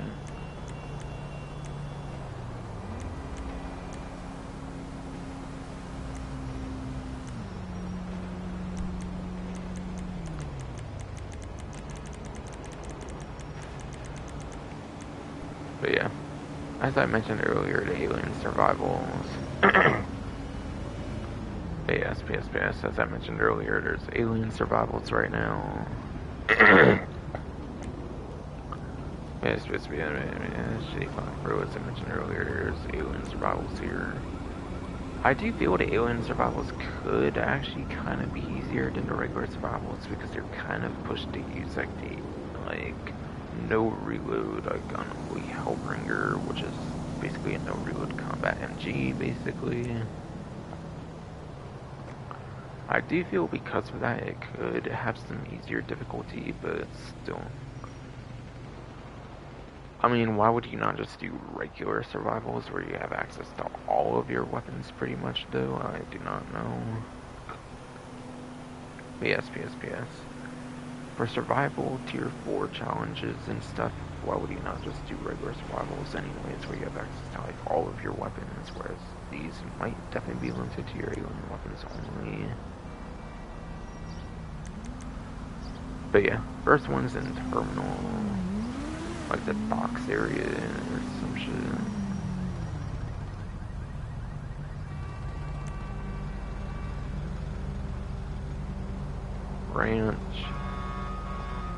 Ranch, that looks like La Fuente Blanca kind of, it looks like, okay. Rapeseed.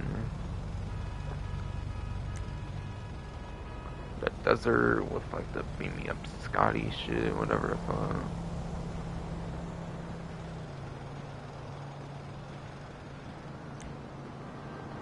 The arena, probably just outside the arena, so it's probably not a pretty unique map like Nuclear Silo or anything, unfortunately not. Pillbox.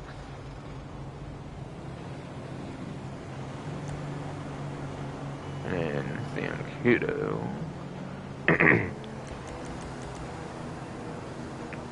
To me, Terminal kind of looks like it might be like on top of some building or something, I don't know. I'm trying to think. I mean, Elysian Island might be like area near like water and stuff, obviously for sure. I don't know. I'm not really sure in terms of map advice which one I would probably recommend doing. I'm not really too sure. But I do believe these do have endless wave options, so you should be able to make some pretty decent money if you're able to get to those like endless waves and stuff. Again, I think they were after like the 2019 survivals that they did like the more traditional like 2019 survivals. I think it was after those for sure. I could be wrong.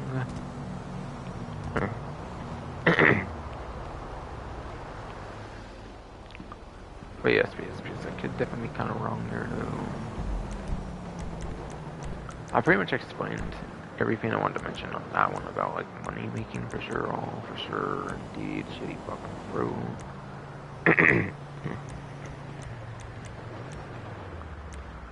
No versus stuff or anything. There's Condemned. But yes, there is Condemned. Wait, have I never played Condemned? Goddamn, bro.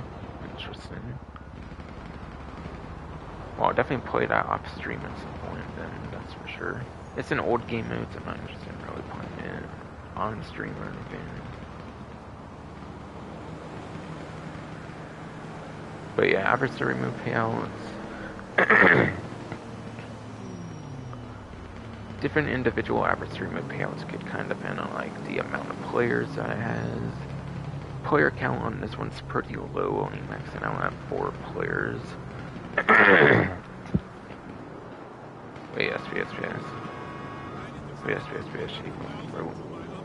Player count is pretty low on this one, so player count wise, you're probably not going to be making too much money on this one.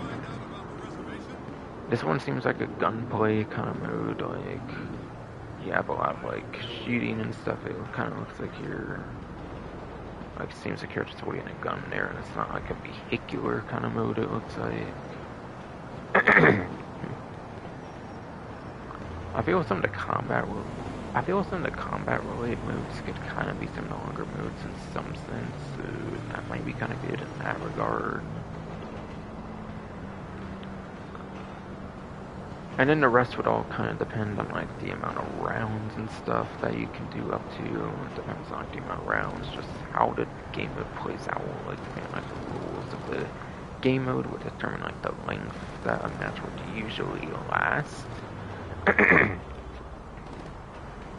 Some could be quicker, some could be longer for the different game modes, depending on like how they play out.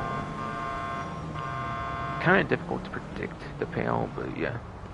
I would say like a couple thousand at most for like a whole hour of playing the game mode consistently or something, and doing pretty much all wins probably as well. You'd have to like win each time probably too. Nothing too crazy for money making as you would expect pretty much. Pretty much, yes indeed, Shitty Bro. Looks like Bunker Slasher there will be on it 2 times as well, which is nice.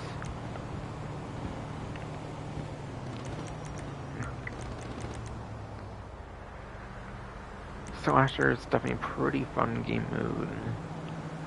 Quite frankly, I feel the interior... but yes. Quite frankly, I feel the, like... I feel the bunker one's kind of going to be one of the more disappointing maps for sure. Plus also, a lot of people might be a lot more familiar with the bunker interior than other like slasher interiors. Because the bunker is a business interior, so there might be people that... The bunker is a business interior, so there might be a lot of people who might be very familiar with the bunker and might be able to know where to search for you and stuff, so that might cause it. But yes. Familiarity with the bunker interior might cause, like, the hunter not to do so good than they would in other maps, so be wary of that. I mean, most people are just up and hunted, obviously, so in terms of money making, it could be one of the better maps if you're pretty familiar with the bunker interior, I suppose, is what I'm trying to say all. Just my shitty fucking bro being a bitch and stopping me from saying shit. Pretty good and shit indeed. Shitty fucking bro. It's not making me not say things so good.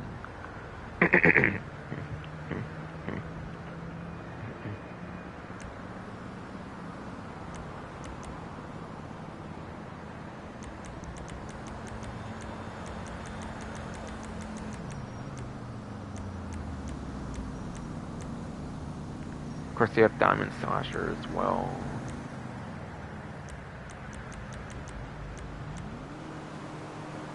There's a Judgment Day on every time.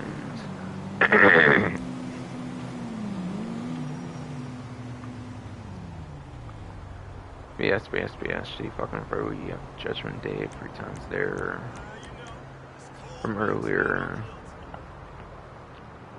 Obviously, Judgment Day might be a little bit better than the other adversary modes.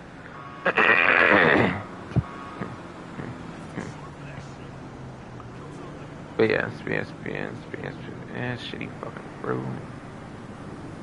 Obviously, Judgment Day might be your better adversary mode option this time around, since it's not like 3 times and not the 2 times this time around like other ones are.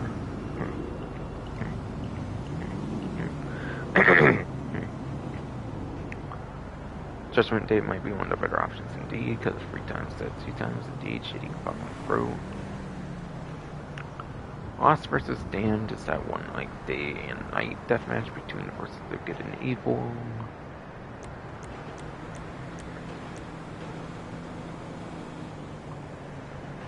So this is another adversary mode that's definitely pretty worthwhile to do this week for sure, to ensure you get it for tier 4 of adversary mode if you're on the 9th gen systems with the career progression, of course. Of course, indeed, shady fucking pro. There's obviously a missile-based slasher as well, like all the other interior ones, pretty much. For like the traditional interiors, I mean. And they even brought back the regular slasher maps as well, which have the much more interesting, different interiors, which I much prefer over ones like the missile-based series, the bunker series, and the diamond series, which are all interiors you're very much going to be used to.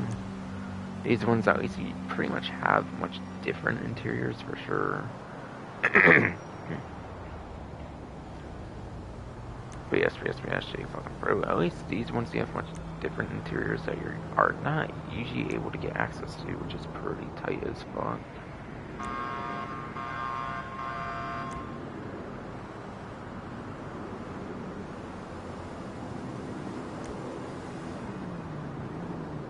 And then you have slashers. But yes. Then you have slashers as well.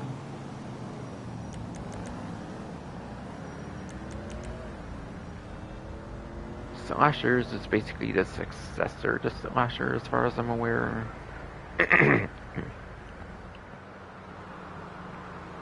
But I kind of forget much of the differences on this one. But yes, shitty fucking bro. I kind of forget some of the differences when it comes to this game mode, I think. The main difference...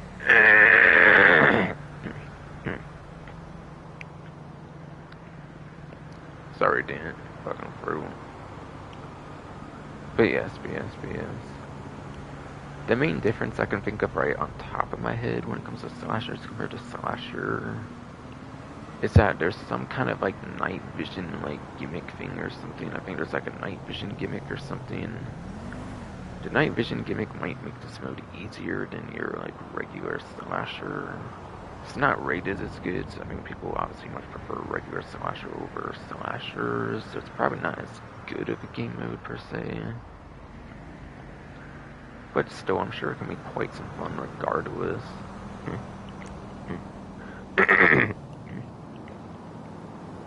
But still, shady fucking bro, I'm sure it can be quite a good game mode regardless, though. Seems to get all kinds of different interiors that you're not the most used to and stuff as well here, I could be wrong. I don't know, I say like a hangar, like the IA facility and stuff. Not sure, actually, you might have a lot more familiarity. But yes. Not sure, you might have a lot more familiarity in some of these maps for sure for slashers compared to slasher. So yeah, here you get like the IA facility, which is basically like your facility interior, but IA version or something, which isn't too much different, which is not too much different in certain circumstances, I think. I cannot remember most what this one was, to be honest. But yes, I'm not the most sure what this one was, to be honest. This one seems to be in a hangar, like the Smuggler's Run hangar, which is a pretty usual interior.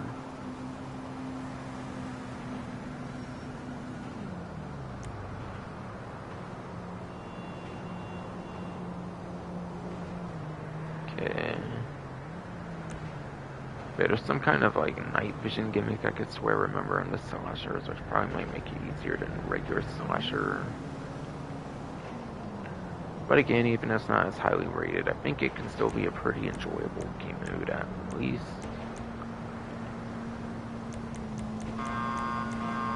And then that was pretty much it, okay. So slasher. any of the any of the traditional like slasher maps that are always available every single event and every single week, and not just available for 1 month at a time only. But yes, shitty fucking fruit. Your traditional missile-based diamond bunker, your traditional bunker missile-based diamond maps for slasher that are pretty much always in the game at this point. Those are also 2 times as well. Last versus stand. Judgment Day. And then Condemned. I think that's 5 different Halloween adversary modes that will be on a money opportunity right there, which is pretty tight as fuck.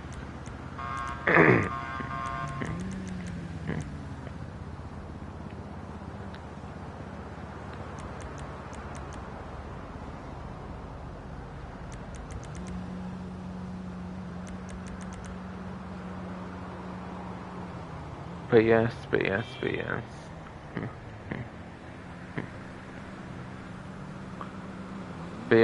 Shitty fucking fruit, damn.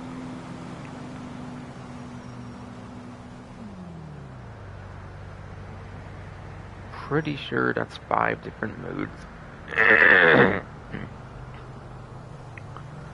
Shitty fucking fruit. I'm pretty sure that's 5 different game modes right now.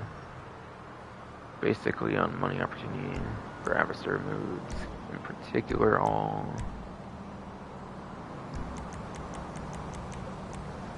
I'm actually curious if they added a transform race. But yes. I do remember there's a transform race, I believe it's Halloween related. I wonder if that's available right now.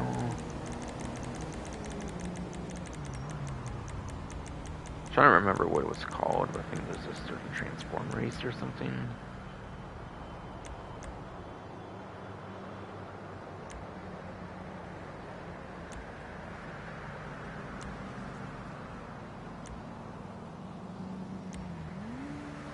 Trying to remember what it's called. I think there's a certain Halloween transform race. I'm curious if that's added in the game right now, because I kind of assume it's a limited time, or it might be available permanently since a while. I do not remember, but I assume that's seasonal as well, obviously, probably too.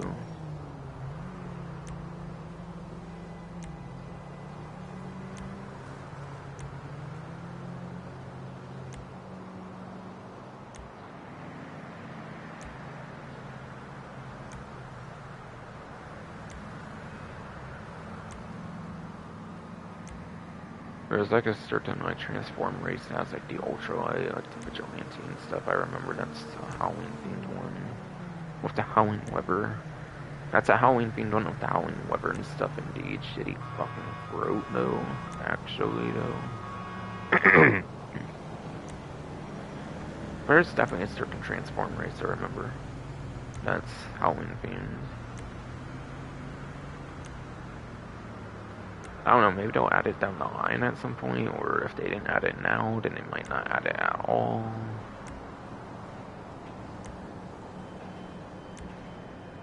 Oh well, I do not think I noticed it. Yeah, no, I did not notice it whatsoever, definitely not. I know it exists, though.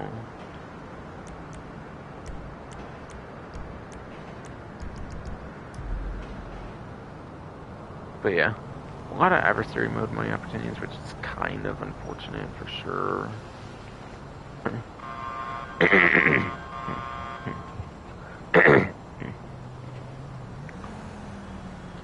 But yes. A lot of adversary mode themed like stuff right now for money events, which is kind of unfortunate that there's not that many good ones this event. Again, if you're not going to do special cargo cell missions, I think it's pretty much going to be your alien survivals you're probably going to want to focus on, I would say. And then, yeah, getting the 5, like, Halloween-themed adversary modes, like, registered, and the Tier 4, like, adversary mode, like, challenge, basically, for career progression.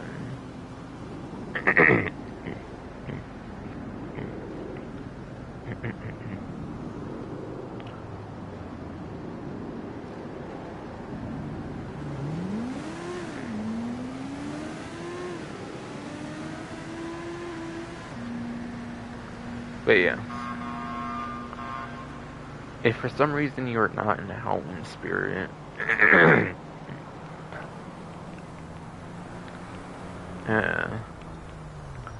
but yes, shitty fucking fruit.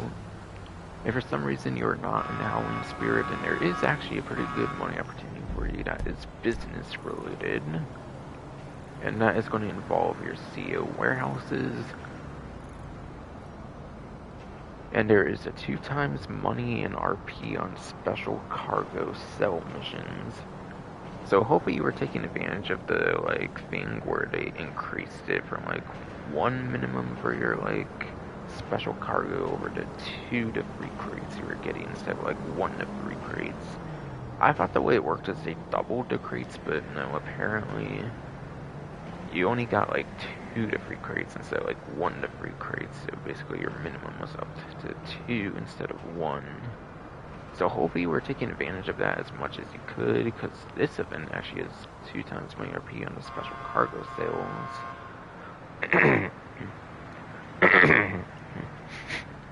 But yes.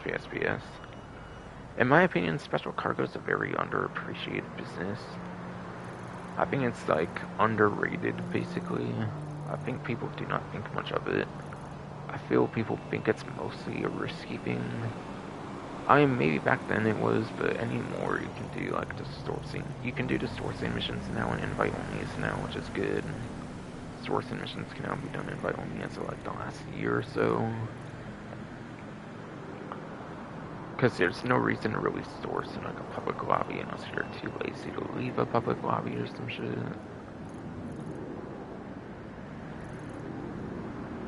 And then yes, sell missions.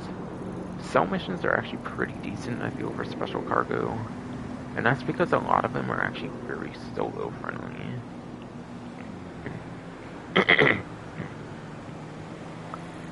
But yes, shitty fucking fruit.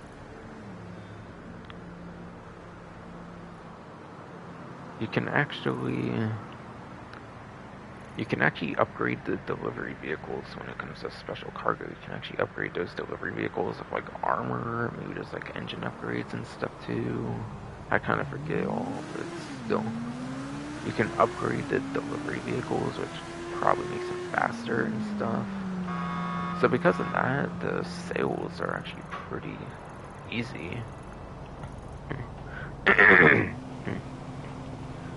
But yes. Because of that, the sales tend to be actually kind of pretty easy, which is pretty cool.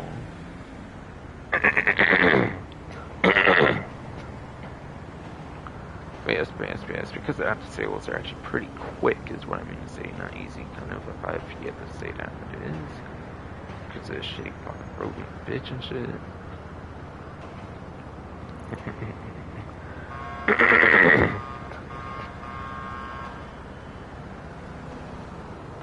But yes, because it's shitty broken bitch and shit, yes. But yeah, warehouses I think normally go up to 2 million without double money, so your warehouses can go to 4.4 to 4.5 million. And that's even before the 50% bonus money I think you can make now with high demand bonus that they update with the Inferno Enterprise being 2% per player. 2% per player that makes out 50% or some shit like that.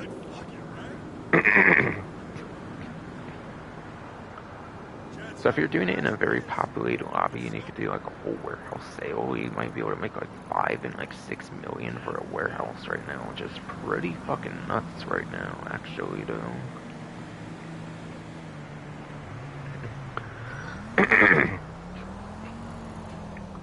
So if you do special cargo correctly, you can definitely be very damn lucrative. Yeah, sourcing missions you should obviously do an invite-only lobby for sourcing missions. And then, yeah, you can use your warehouse people. But yes, shitty fucking fruit. You can use your warehouse people to cure goods for you, which is kind of good.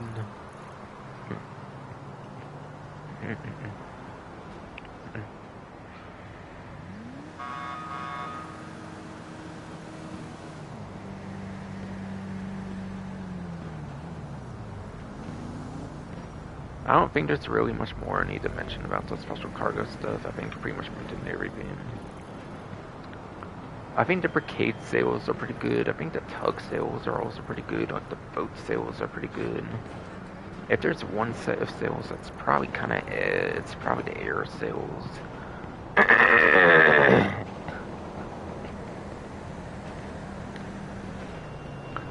But yes.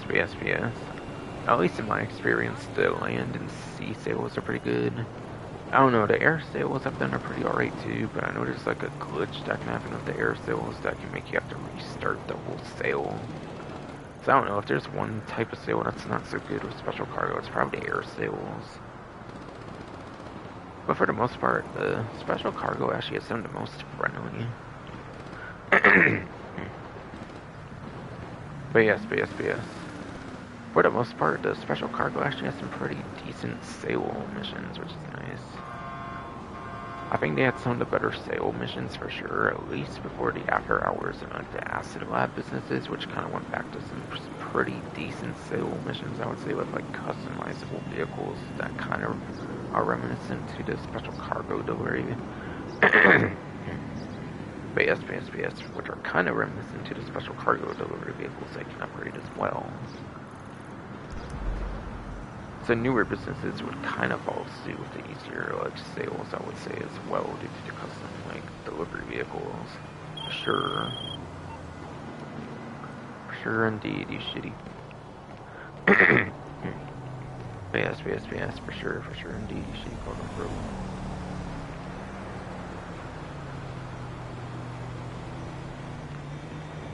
So that's easily your huge money making. But yes, shitty fucking bro. That's easily going to be your huge money-making method in the game, that's for damn sure.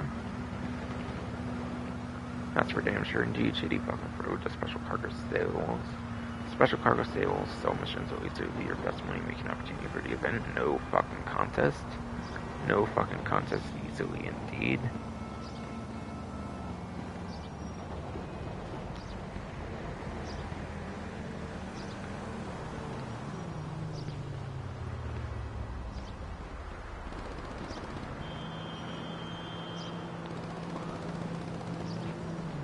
And that's pretty much it as far as a space, shitty fucking bro. That is pretty much it apparently when it comes to money opportunities. Shitty fucking bro.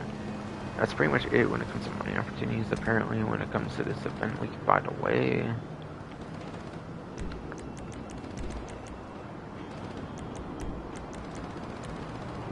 There's that new Scarlet Vintage Devil Mask, by the way.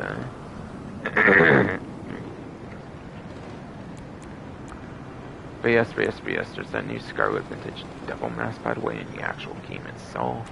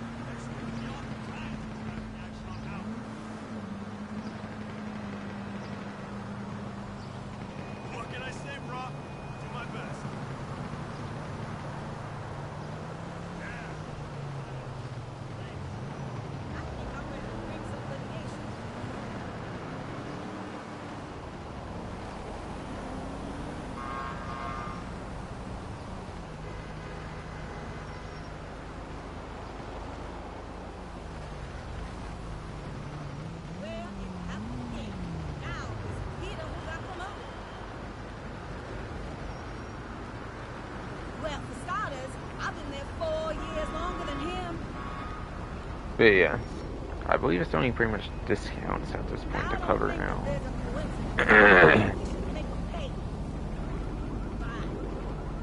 But yes, BSG fucking through. I believe there is only any remaining discounts to talk about at this point, pretty much.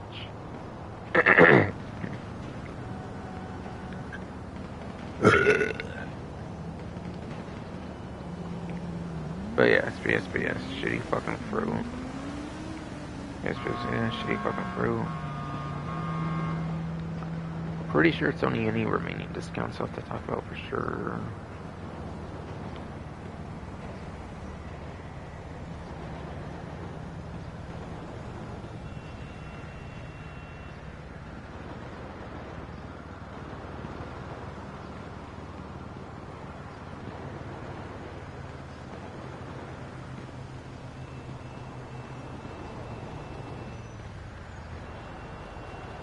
Yes, indeed.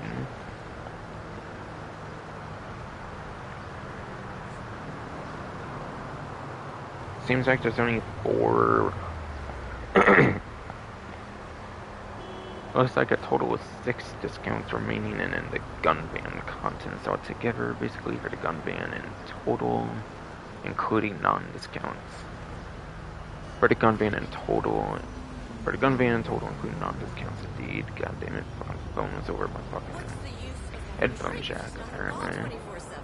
I'm trying to disconnect my headphones, fucking phone and shit, apparently. What's wrong?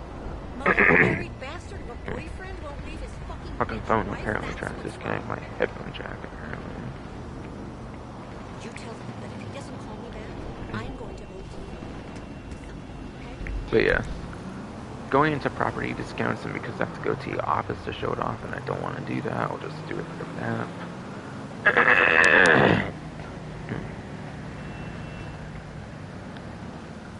But yes, shitty fucking through.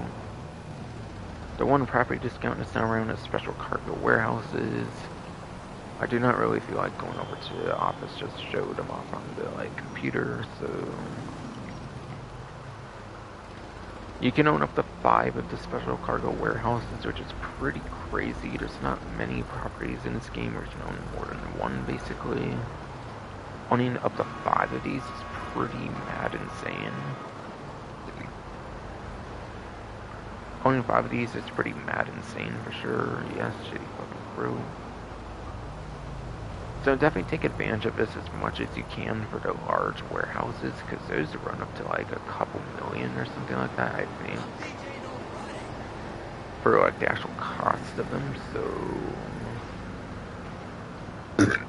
yes, shitty fucking crew. The actual cost of the special cargo warehouses definitely run a hell of a fucking good couple million, I think, up to, which is kind of crazy. Or maybe a little under, like 2 million up to. But yes. A couple million, or maybe a little under, like a couple million up to. Yes, indeed, shitty fucking bro.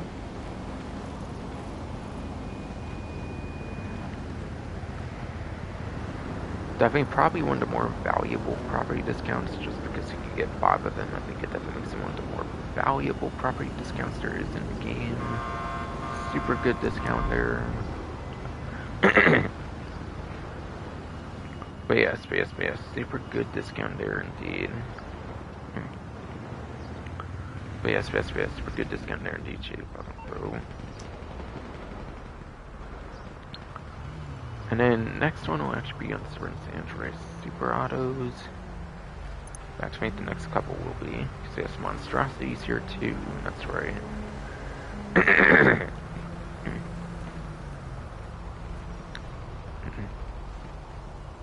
Okay, Monstrosity's here right now.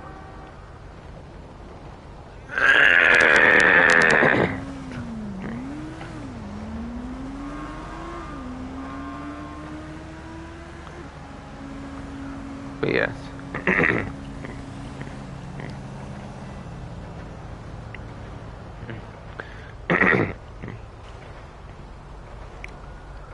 But yes.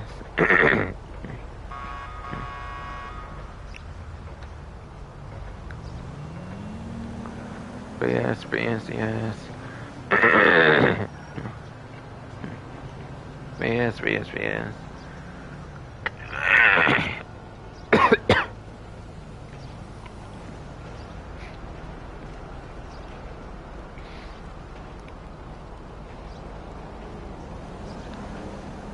But yes, yes, yes, yes. She fucking broke, trying to fucking kill me, basically.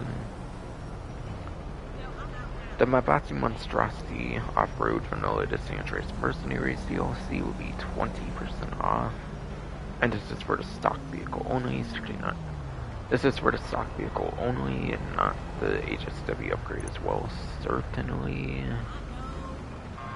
So instead of a million, not 100, whatever.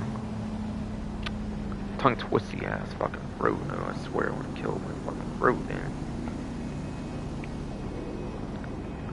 But yes, instead of 1,485,000, 20% off, it will be 1,188,000.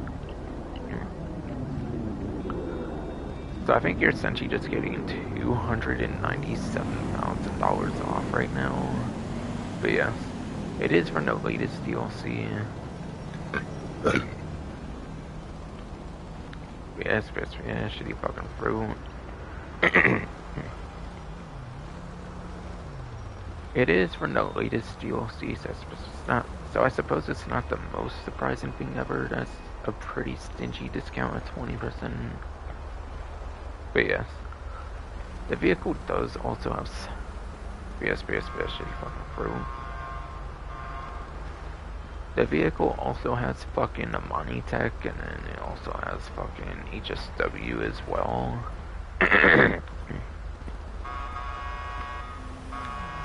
But yes, shitty fucking fruit. Vehicle has Amani Tech, as you can see down here with the remote control unit and the missile lock-on jammer.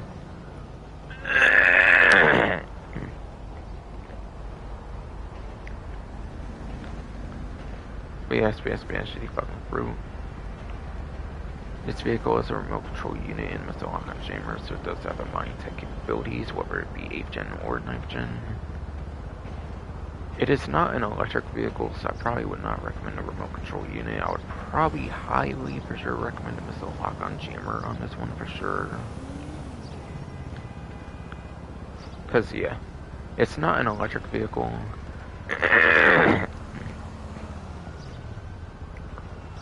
But yes, shitty fucking fruit. It is not an electric vehicle to get the most advantage out of a remote control unit, and it's also not one of the older vehicles to have like the front mounted machine gun, so pretty much I would easily say to missile lock-on jammer for this one. By the way, I think there's a hidden armor upgrade on this vehicle. But yes. There is apparently a hidden like armor upgrade on like some certain upgrade apparently. I forget what the exact upgrade is, but there is a hidden armor upgrade. It's not an intentional armor upgrade per se, but the way the game works, there is a hidden. Shitty fucking broken it. But yes. It's not necessarily intentional, but the way the game works, there is kind of a hidden armor upgrade for the monstrosity. I forget what the exact modification is, but it's an exact modification. It's a particular type of modification, and then it's like an exact number of modification. It's either like the first or like the second upgrade. In coding, I think 0. I think in coding, like the number 0 comes first, and then 1. So it might be like the second modification of like a certain category. I'm kind of forgetting for like a hidden armor upgrade. So while it's not the most intended to have armor, there is a hidden armor upgrade. But yeah, it's not electric, so it does blow up in like 6 RPGs. It's not the best explosive resistance. Again, I do recommend the missile lock-on jammer between the remote control unit and missile lock-on jammer because it's not an electric vehicle and then it does not have front-mounted machine guns. This vehicle does actually have bullet-resistant glass. But yes, you heard that correctly. Even though it is a newer Amani Tech vehicle, they did actually give this one the bullet-resistant glass, which is pretty nice. So you do have that but yes. You do have that extra little bit of survivability with the bullet resistant glass for sure.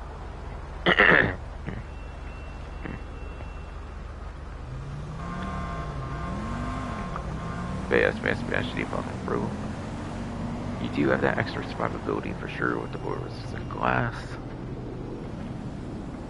And then, as I mentioned earlier, in 9th Gen, it does have the house special works. So you can make this go super fucking quick on the 9th Gen version, and it has the Amani Tech, and it has bullet resistant glass. BS. This vehicle is a quick house special work speeds. It has Amani Tech for armor, and it has fucking bullet resistant glass. Again, it has the armor with a hidden armor upgrade. Bullet resistant glass, and the fucking... And the crazy fucking HSW speeds is a crazy fucking mix. That's for damn fucking sure indeed.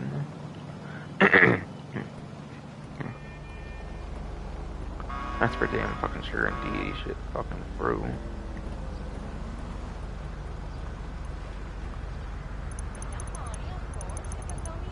And then last but not least, in the special section for like vehicle discounts,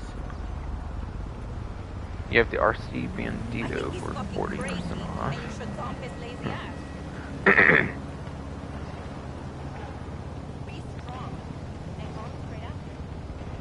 But yes. She fucking through. You do get 40% off the RC Banditos instead of $1,590,000 is $954,000. So you get almost 600,000, or actually you're getting almost 700,000 off, I think, at this point. I don't know, 600, 700-ish thousand dollars. I can't think on top of my head right now for like the discount. Yes.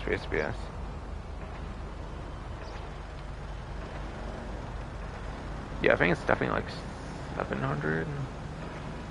Wait, hold on. Yeah, no, it might be more like 600,000-ish discount here, which is a pretty alright discount. The discount does put it under $1 million.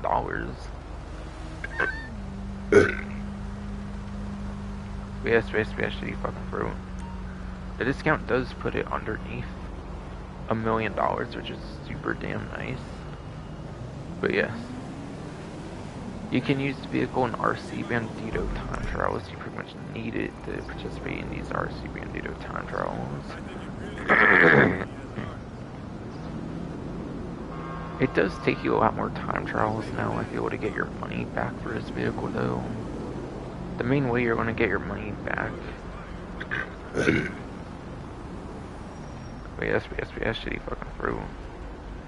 The main way you're going to get your money back for this vehicle, if you want to use the action vehicle itself, is you're going to be doing these RC Bandito time trials.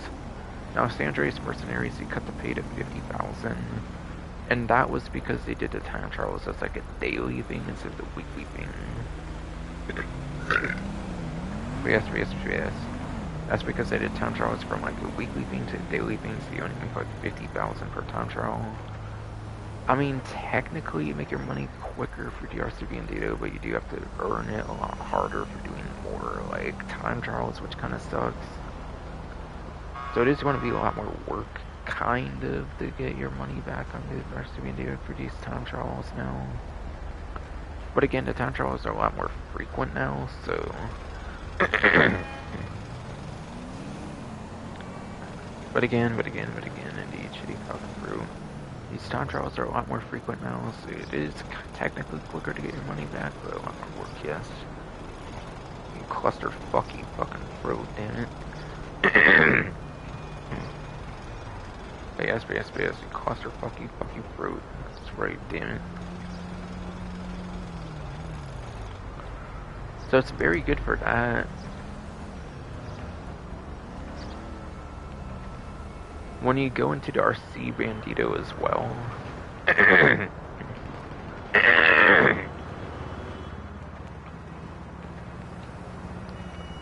But yes. When you go into RC Bandito as well, you fucking... When you go into the RC Bandito as well, you're basically off the radar too, which is pretty good, so you're not even on the radar with the RC Bandito. Has a couple of things of explosive resistance, has a little bit of explosive resistance, which is kind of pretty nice. So it is kind of survivable more than you would think for the RC vehicle if you don't have some kind of explosive resistance, which is kind of crazy for an RC vehicle, but does have explosive resistance, it does. If you were to get targeted by an orbital cannon for some reason, and like the orbital cannon would not like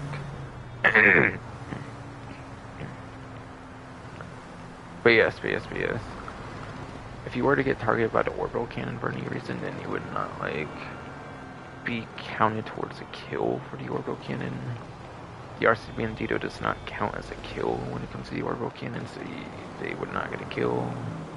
And I think that's the latest update. They made it where you do not get refunded. You actually do not get refunded, I think, or something from the latest update too. So I think the RC vehicle would prevent people from getting refunded too. Maybe. I don't fucking know how that works or something with the latest change with the orbital cannon with Andreas Mercenaries though. What's good? It's been a while with the feature improvements they shared, so I do not remember like exactly what that was on top of my head. Yes indeed, shitty fucking fruit. I do not remember most of what that all was though. But still, it can protect you from the orbital cannon. RC Bandito time trials are very good for the RC Bandito. Or a money making opportunity, so that's pretty nice. So yes. Yes,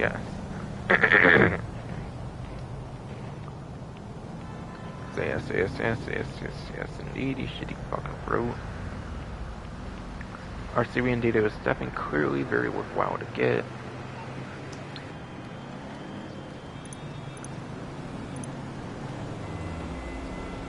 But yes.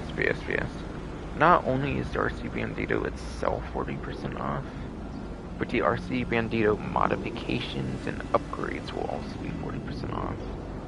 So if you want to change the appearance, So if you want to change the appearance of the vehicle here,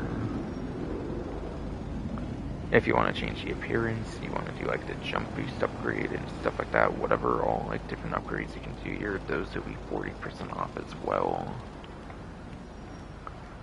So not just the vehicle, you can get modifications and upgrades for the shitty fucking fruit. Not just the vehicle, but the modifications, upgrades, 40% off too, indeed, shitty fucking fruit. Or bone time ever because my shitty fucking fruit, damn it.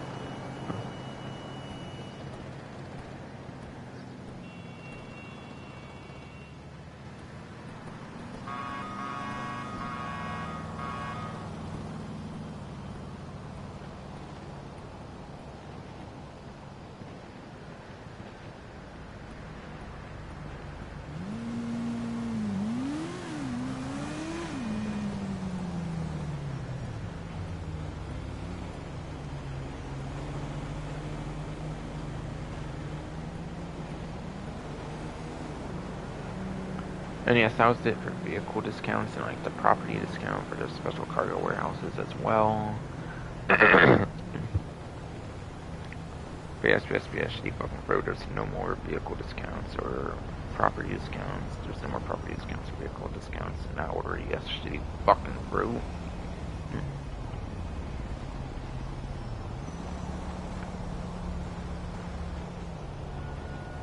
So pretty much just a gun van to cover at this point.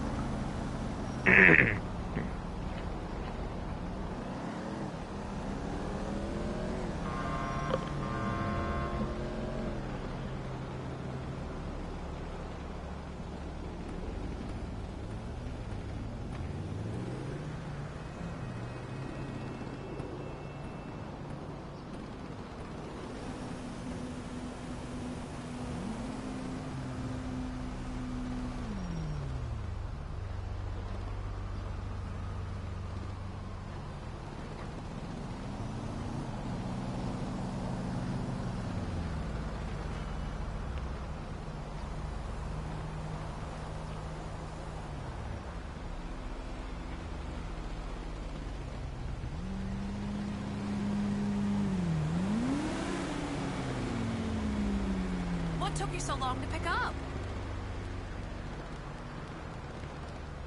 I was driving and... What? Stop interrupting. It's rude. What's Layton say? This is awful. What's wrong with my landline anyway? Robert, it's me. Forget it. I'll see you at the house later.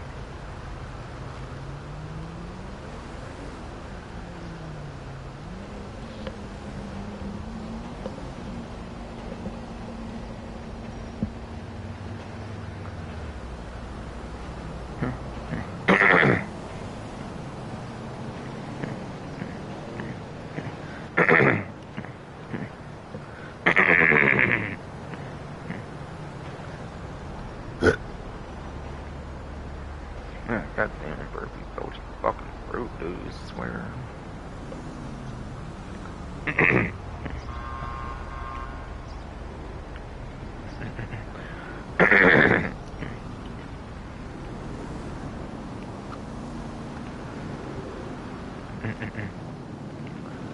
But yes.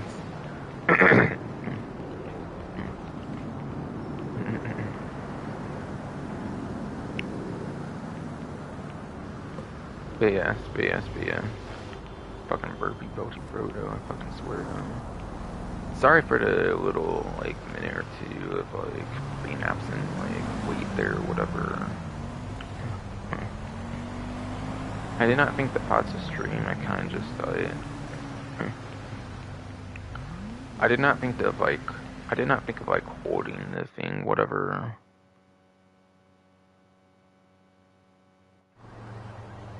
I did not think of holding the thing like that to do the pause thing there. I don't usually think of that, but still. The reason I did that was because I had to put my hamper out. Excuse me.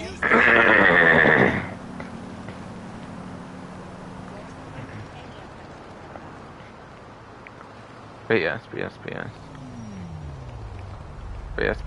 Deep fucking fruit. The reason I was like mute for a minute or two was because I had to put my hamper out, whatever the fuck.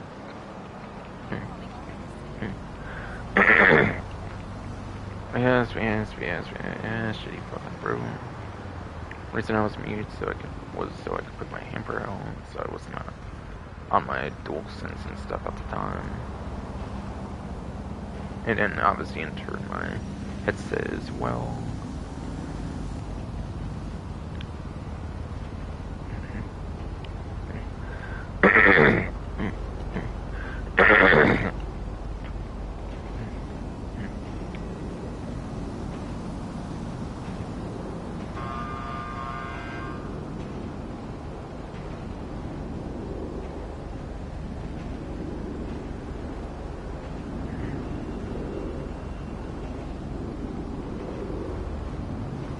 Okay, so on to the gun van inventory discounts.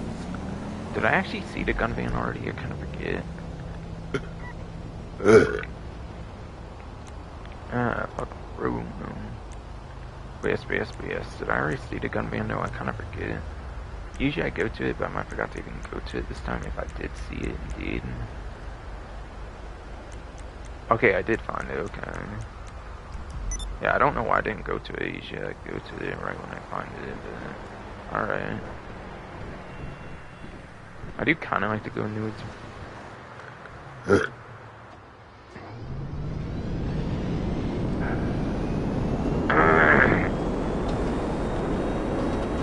I mean, it sounded like I kind of said something like huge because my shake broke or whatever the fuck I'm doing, but it's still...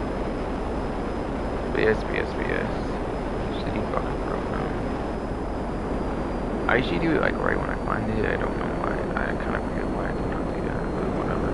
I kind of like to go into this wire for a bunch of ways. I might thought I want to do it later on. Do it later on because of that. I do not fucking know. Perhaps.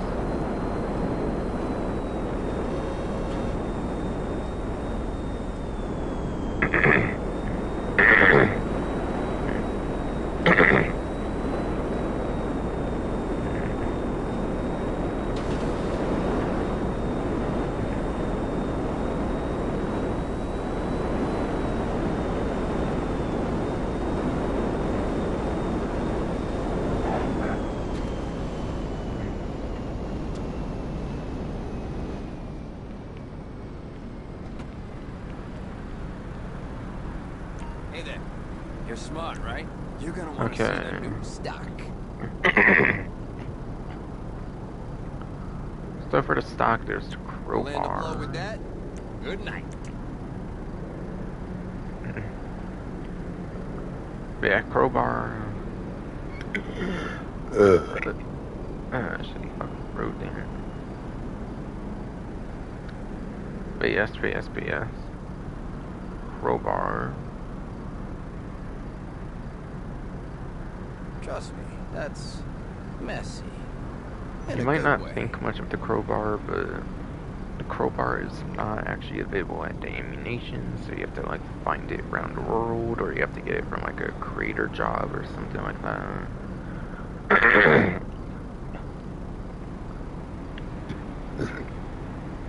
Shitty fucking road. Not available through traditional methods. Real It's easy to available clean. through the gun. It's available through the gun van right now in certain weeks and stuff, obviously only. Otherwise, it's permanently available if you find it around the world. I think you can find it around the world. I think they added weapon spawns at some point or some shit.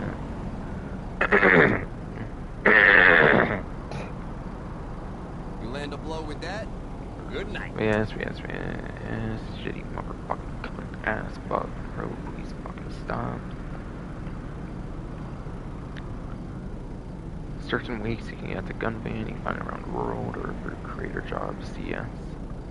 So it's kind of a rare melee weapon, so that's kind of something cool about it. Probably will not get the most use of it though, obviously. Mostly it just fills Trust up your me, weapon wheel that's pretty much. messy. In a The good railgun. Railgun. There's a trick you can do with the railgun where you can just buy the ammo through like an ammo box.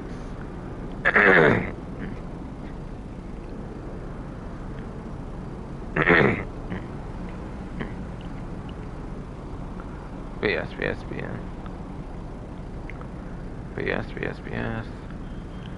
Railgun, there's a trick where you Like can you just think? buy Do the... it once, do it right, right? There's a trick where you can just buy the, like, ammo for the railgun through, like, an ammo box from your CO menu. So even if you use, like, almost the whole entire railgun, you can pretty much refill, like, the entire fucking railgun for only $1,000 of a CO ammo box, which is super crazy. There's no auto-aim for it in the game, obviously, when it comes to GTA Online, like there is You for want a single signature player. style? That right there One of the is nerfs a they did for signature online, style. when they added to online, was you cannot auto-aim with it, even if you are in an auto-aim lobby.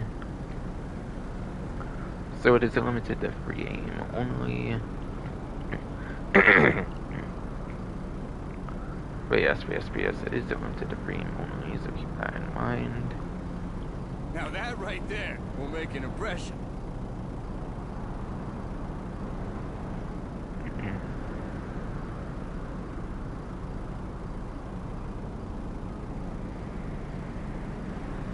It is more deadly against jets compared to the explosive sniper, so the P996 laser and the Hydra, those are like one shot with the railgun, Like you whereas thinking. they're two Do it shots once, with do the it right, explosive right? sniper. Another nerf they did with it was that they like decreased the like travel speed of the shots, I believe. But yeah, the railgun projectiles in single player I think are pretty quick to hit the targets, but one of the nerfs they did it online is they made the like projectile kind of pretty slow firing, You want a where you have to signature like line style? up your That shots. right there is a signature style. But yes. You have to line up your shots when it comes to railgun for sure, basically. For sure, basically you have to line up. Yes, for sure, basically you have to line up your shots pretty much. Now that right there will make an impression. If you want to get much of a use out of this, in terms of a jet at least. But yes, in terms of jet at least, yes, shitty fucking rule. Now I believe the two discounts are both the precision rifle, which I think is plus only. Which is a funny thing, because it's not even that great of a weapon. Trust me. And then you get the You advanced can trust rifle will that be on a rifle. general discount.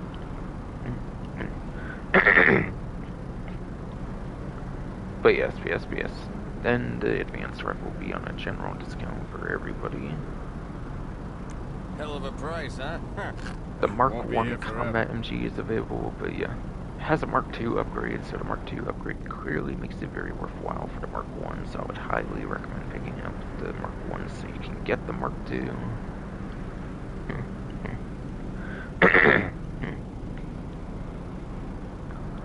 But yes, I would highly recommend picking up the Mark 1 so you can get the Mark II. The combat Rate of personal fire? defense Can't beat it. weapon. It's either SMG or an LMG, like a light machine gun. Has an integrated suppressor to it, which is pretty fancy. It's a pretty fancy integrated suppressor where, like, it does not have a proper suppressor, but it's still a suppressed weapon, which is pretty cool. Aside from that, not much I have to say about it, to be honest, and it does have a drum magazine, so it does Will have not be some pretty beaten on decent automatic capacity weapons. in the That's ammo what you capacity want. You're in the department, right perhaps. place. So it might have a good amount of ammo, can shoot with the drum magazine, whatever the fuck. But yes, the drum magazine, whatever the fuck.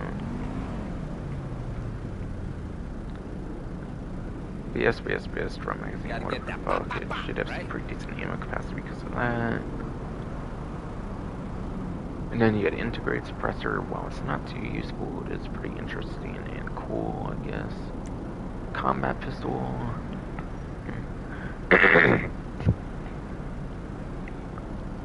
But yes. The combat pistol. A lot of my clients have It's that one of as the their more backup. traditional pistols of the game, quite frankly. It mostly just sits in your weapon wheel, I would say. But yes. Mostly just sits in your weapon wheel, I would say, really, or your gun locker or something. You gotta have a handgun. But you yes, can trust, right? Mainly a weapon for your collection, really.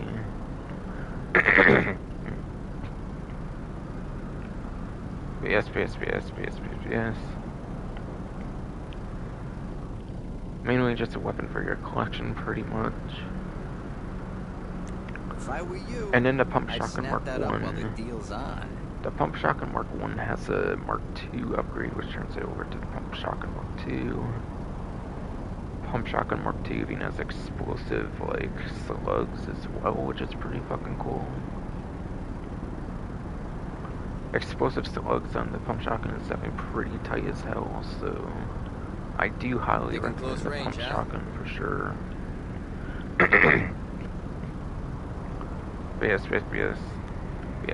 Yes, indeed, you fucking bro. I do highly recommend picking up the pump shotgun Mark 1 so you can get it to Mark 2, that's for damn fucking sure. And then, yes. Act now. That price ain't here for long. The precision rifle when it comes to the... yes, the fucking fruit.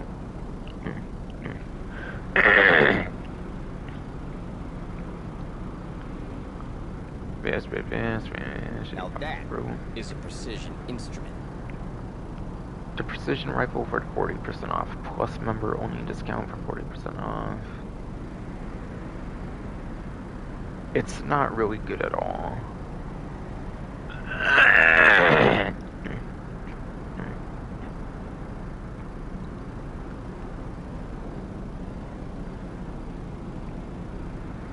All my snipers come pre-calibrated. But yes. You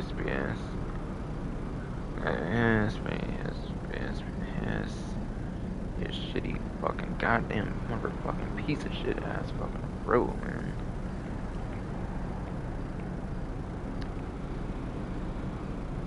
But yes. 40% off plus subscription only precision rifle discount. It's really honestly not that Doing a great. bit of long range work. It's pretty much just going to sit in your weapon wheel, pretty much.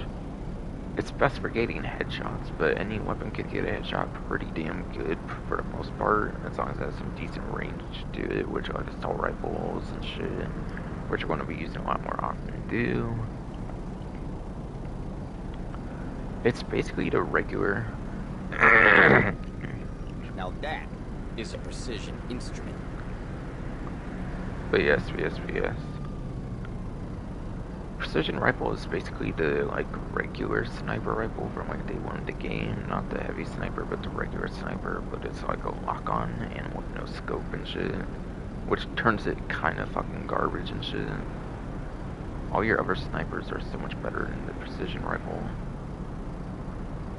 The sniper All rifle my is snipers kind of come definitely a pre-calibrated. pretty big fucking joke, no doubt about it. No doubt about it, indeed.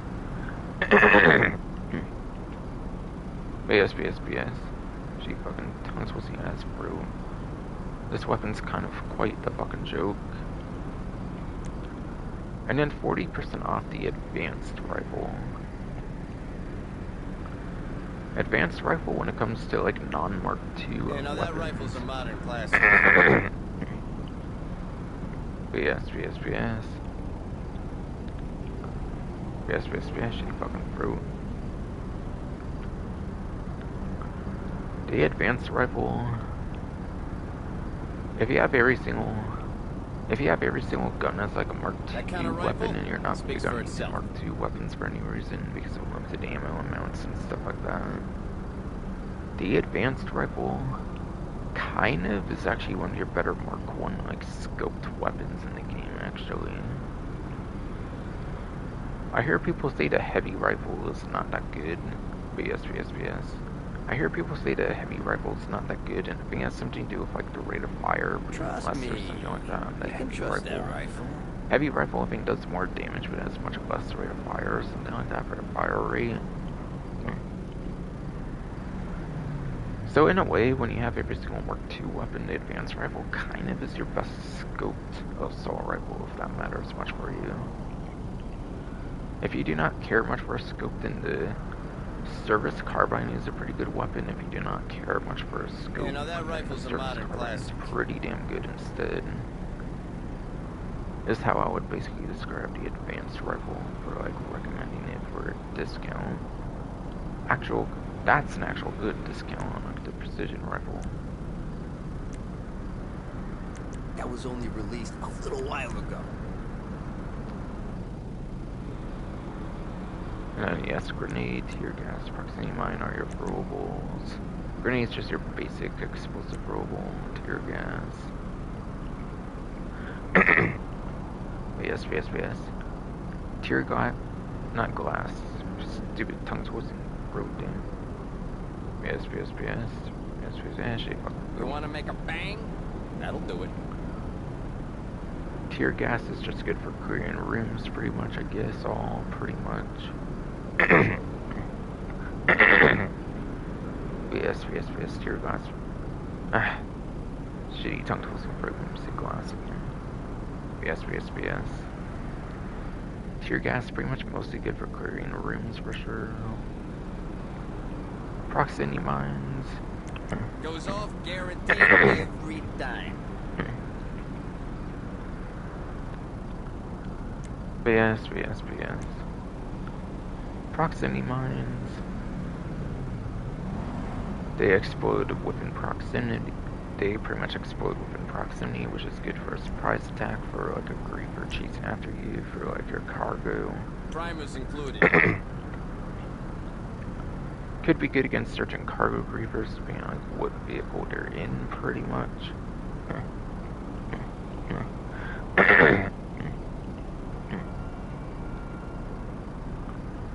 But yes. Depending on what vehicle a cargo creeper is in or something like that, if you're selling in a public lobby, someone wanna tries make to a destroy your bang? product and That'll stuff. do it. Could be pretty good in certain circumstances for that, yes.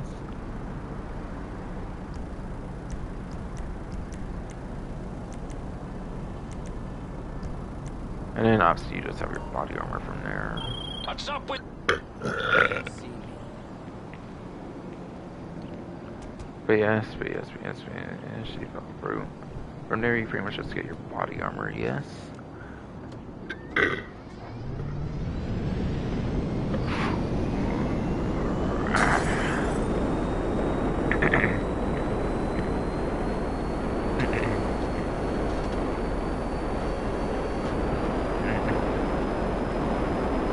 Sorry, my throat was just quite a bitch here, so I kind of just let it kind of come out kind of.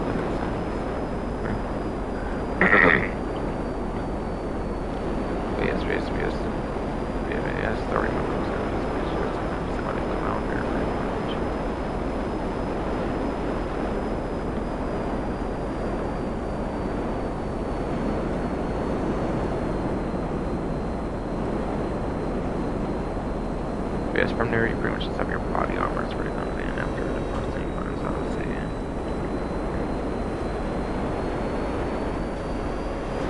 Alright, so now it's time to pretty much do the HSW time trial now.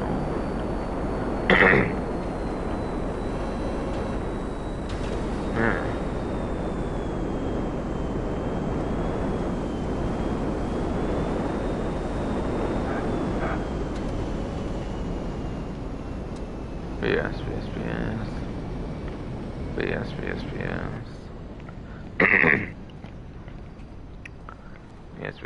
Yes, the fucking bro. Now it's time to HSW time trial finally. To start dealing with the Bravado Buffalo EVX. Start doing, but yes. Start doing it with the Bravado Buffalo EVX. I almost said STX, but that's a Monty Tech, and it's not. But that's a Monty Tech, but not HSW for the STX for the contract DLC. Almost said that instead of EVX because they have similar naming, kind of all. Kind of all indeed, yes, shitty. You calling for some wheels? I'm Johnny on the spot. I'll hook you up. Yes. Take a shower, cause I'm looking at a dirty piece of shit. Kind of all indeed shit, fucking bro.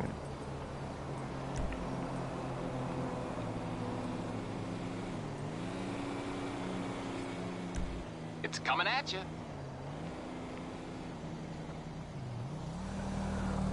Oh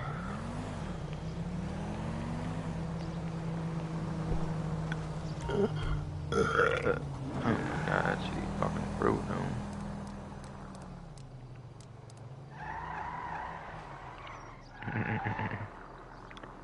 BS.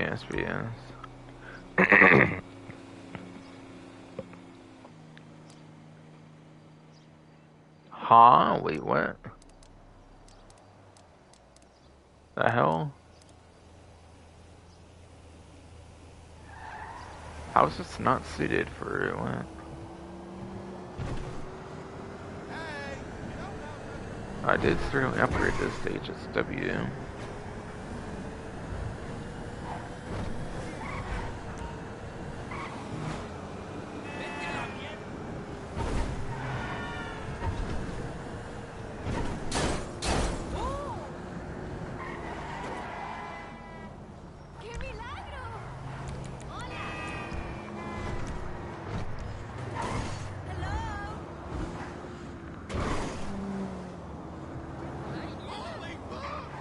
I did certainly upgrade this to HSW, certainly I did. Certainly.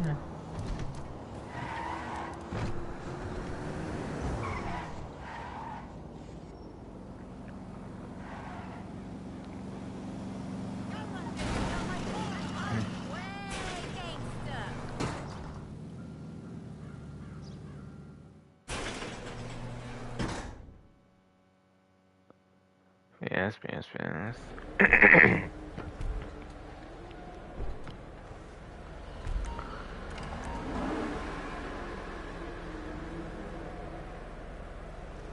I certainly did upgrade it.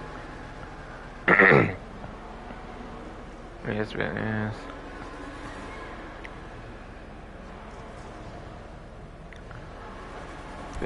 Yes, indeed, shitty fucking pro.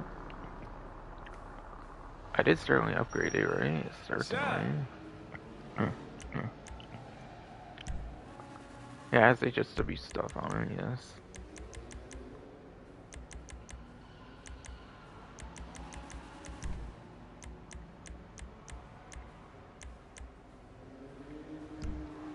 So why the hell can't I use it in time trials? What the fuck? It's not even got any weapons or anything. Unlike the weaponized sickness, which they pretty much banned from the time trials just for its weapon, even though before when you could use it, it would disable the weapon.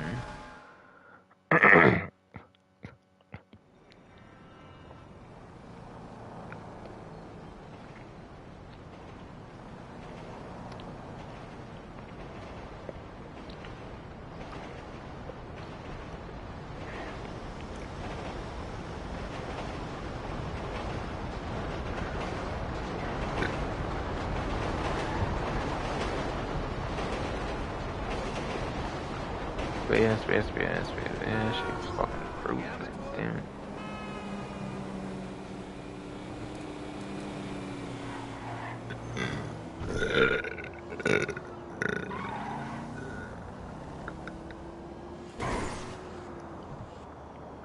Yes, yes, yes, yes, god fucking damn it, you shitty fucking fruit. But yeah. As far as I know, the only one that's realistically supposed to not allow you to do the HSW time trials is the weaponized Ignis, because they changed it with Criminal Enterprises where you can no longer use it just because it's a weapon on it. Yes, yeah, shitty fucking fruit. As far as I know, the only one that should realistically not be able to do HSW time trials is fucking HSW weaponized Ignis. And that's because that's the weapon on it. When it initially released for like the initial release of the 9th gen version until Colonel Enterprise came out, you could actually use it for time trials. And when you could use it for the time trials, they actually disabled the weapon on it. For some reason, that one they disabled for time trials when it came to the Colonel Enterprise DLC again, because it just has a weapon on it. Even though it would disable the weapon before, I don't get it. So like, why does this one not allow? BS. So like, why the fuck is this one not allowing for the time trial? What the fuck? Is it a fucking glitch where you can't use DVX or something for the time trial? Like, what the fuck?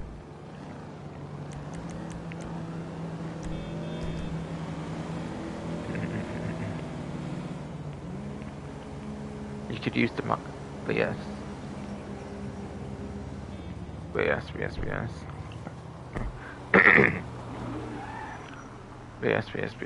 fucking through. Is that a glitch where it just cannot, like, do it for some reason? Like, what the fuck? The Panada course even came out after that, and you could use the Panada course in a time trial, so, like, what the fuck, Is this though? for real? Yeah, what the fuck, though?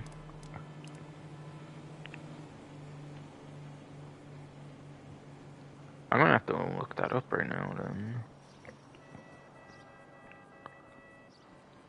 BS, what the fuck, though? I'm gonna have to look that up, though.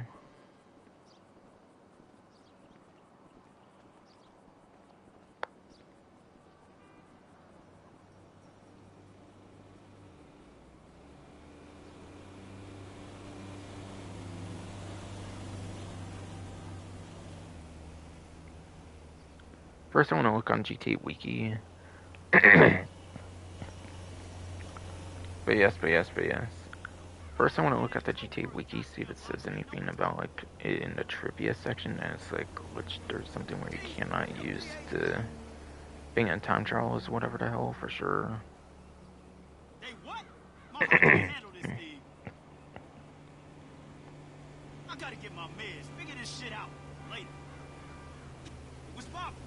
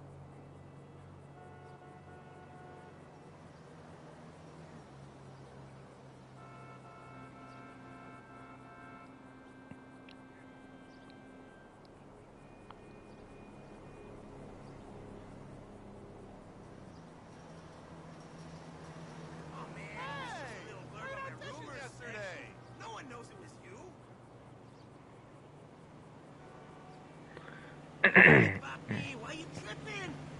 Oh my God, you are on one? Seriously? No, eso no. Don't get him involved. But why didn't you say that earlier?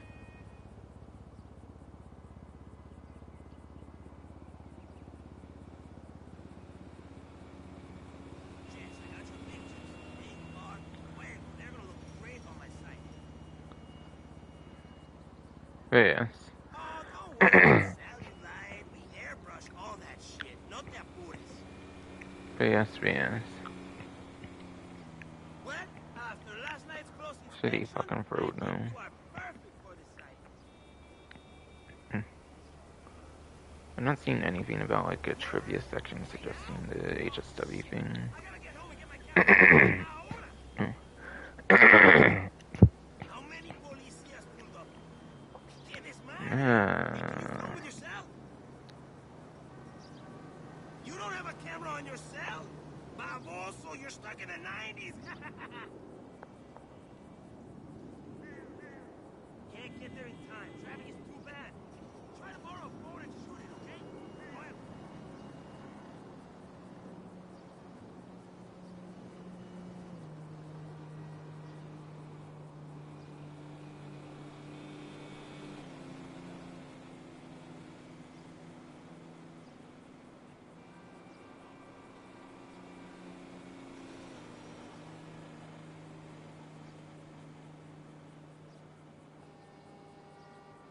I don't know, I'm not being able to use that shit. That was so annoying. I have the HSW upgrade as of course.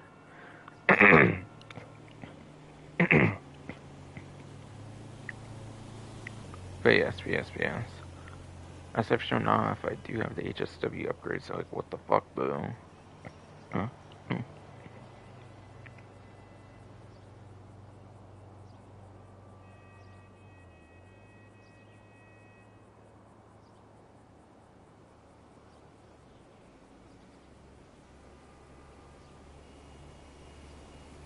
I looked up Buffalo EVX.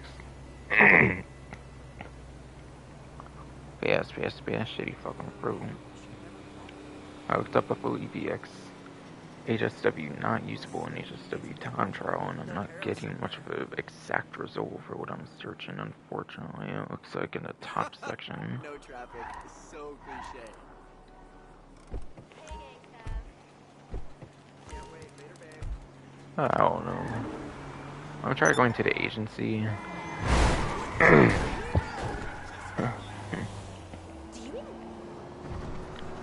Maybe let me try going to the agency again where it's stored and then drive out that way and maybe see if it recognizes it or something somehow.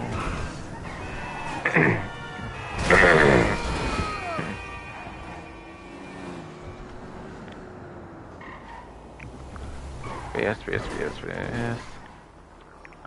Let me see if it recognizes it that way somehow. If I do it like that somehow. Where I actually physically go over there.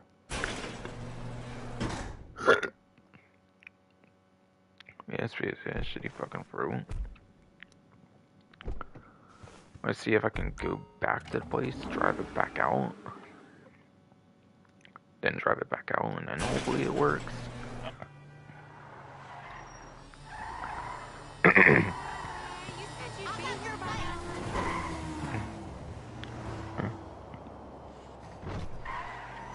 But if that does not fix it or anything, then I have no clue if it's going to work, unfortunately.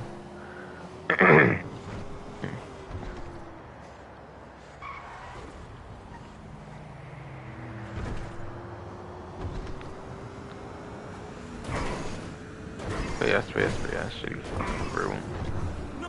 I have no idea if it's going to work. I don't know. I don't know why it's not working when it has HSW on it, though. Clearly, as I've shown. Yeah, what the hell? What? Is my vehicle just fucking glitched up, or what the hell? Or did they forget to fucking put it on the list or something for it to be usable or some shit? I do not fucking know. Jesus Christ, how drunk was I last night?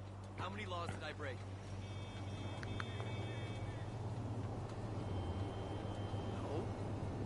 remember anything about a swimming pool filled with rum? Wait, we really did the Eiffel Tower on a chick? That's pretty sick, I guess.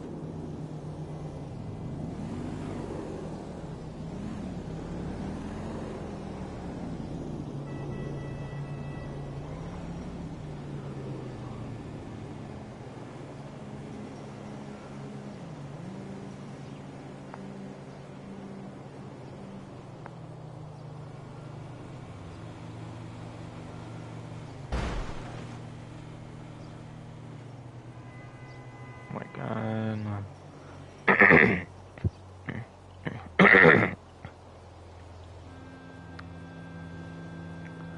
BS, oh my fucking god, this fucking...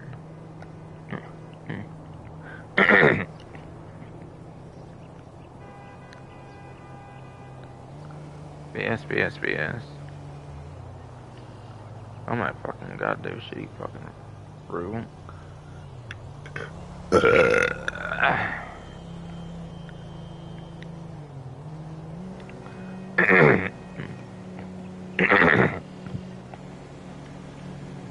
Hey, Lawrence.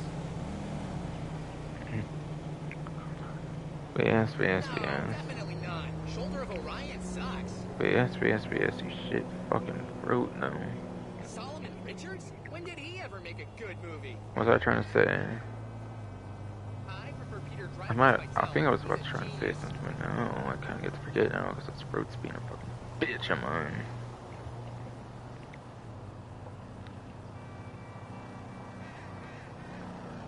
Oh yeah, I was gonna say fucking I hate how these wikis are fucking ad infested and shit, like I usually say a lot of times. I forget when, but they fucking made fandom all like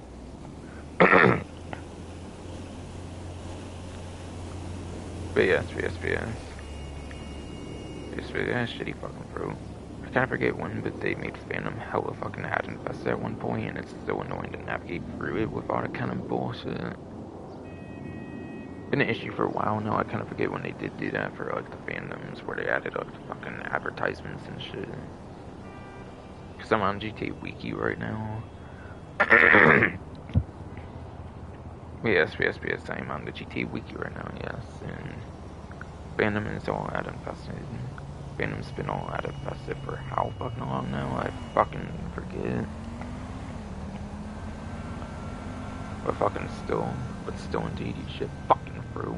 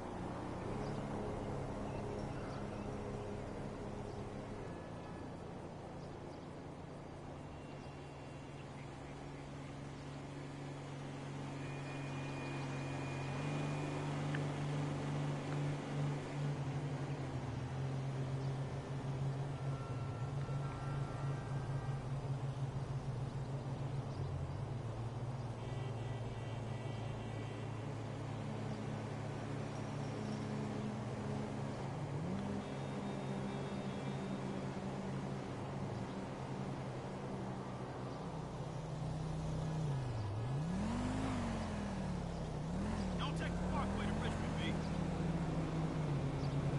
Ding dong. I see traffic on that at 4 a.m. I'm going to miss the Gallery Redemption exhibition. Again. Crazy, man. No shit. All right, man. Every time a show comes to that place I want to see, I have to go visit my parents. At least Mom and Dad redeem my dry cleaning. If you need anything cleaned, give it to me. Talk to you later.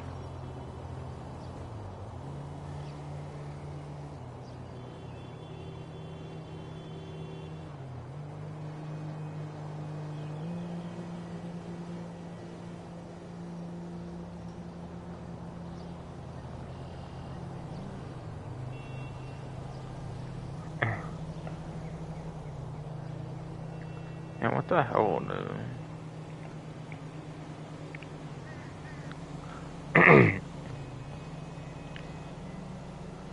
BS. Seriously, I can't look into anything right now. Like, what the fucking hell, no?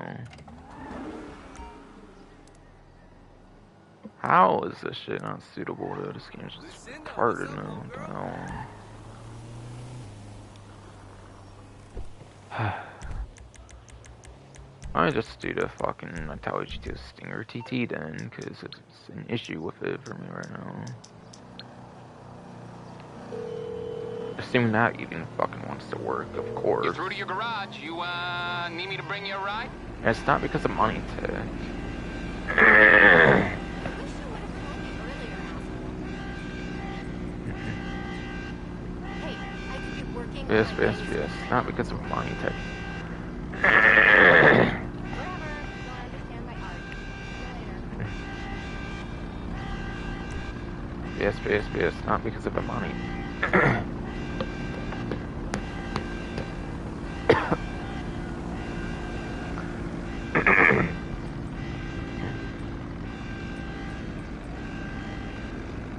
I'll bring it by.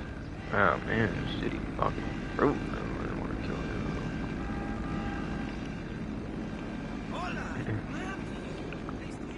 But yes. It's not because of money tech or anything either, certainly. I mean, hold on though. The thing is, Monstrosity doesn't have a visible, like, the Monstrosity doesn't have, like, a visible armor plating. Neither does the Panada Course, I think. Those are the ones with, like, the more limited, like, the money tech. I think those are the ones with the more limited money tech features. I don't know if, like, having all the money tech features has something to do with it or what. I don't fucking know. I would not fucking know. Oh yeah, it must be something to do with that, maybe then, since it's 2 as a issue. Okay, should I just use some random vehicle then? What the fuck? What causes that, though? Alright, can I maybe look up the Itali GTO Stinger TT on GTA Wiki and maybe we'll fucking know what the fuck I need to do to be able to use them?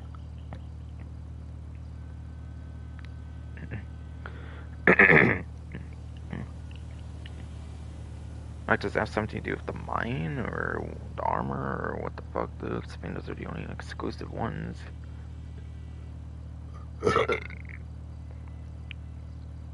But yes. Yes, shitty fucking fruit. Damn it, though. I wonder, though, is it not letting me do it because of the, like, slick mines, though, or something? I don't know.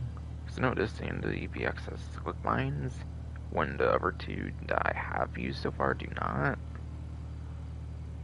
If it's not that, then it's because of the visible armor plating. I think it's like the only ever like exclusive feature that the other two do not intentionally have. Though the armor, there is kind of a way to get the armor on the other ones. Yes, there is kind of a way to get the armor on the other ones. Yes. Motherfucking shit ass motherfucking road, no.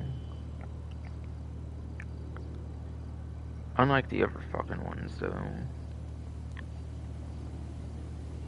Yeah, unlike the other two I already used, though, these have silic mines and then armor plating, so I'm thinking something like that's causing the issue, I don't know. These are the first Demani Tech HSW vehicles, so I wouldn't be surprised if something with those caused issues of using them in time trials or some shit.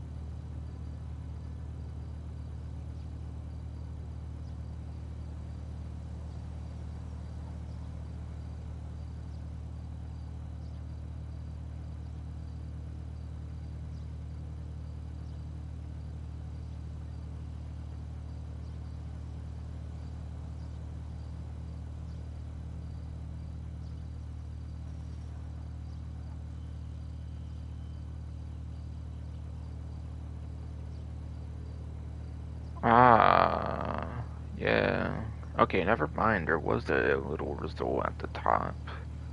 I didn't realize the result at the top of what I searched does actually answer my thing.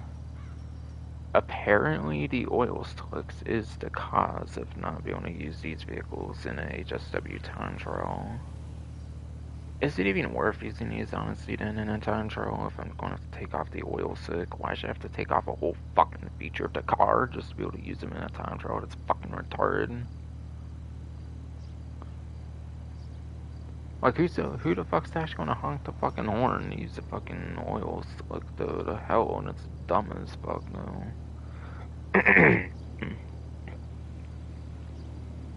Man, I gotta make a decision here. Man.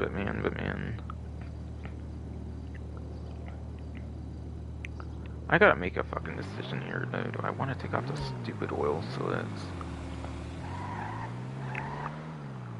They're not that useful, to be honest, but why should I have to do that just to fucking...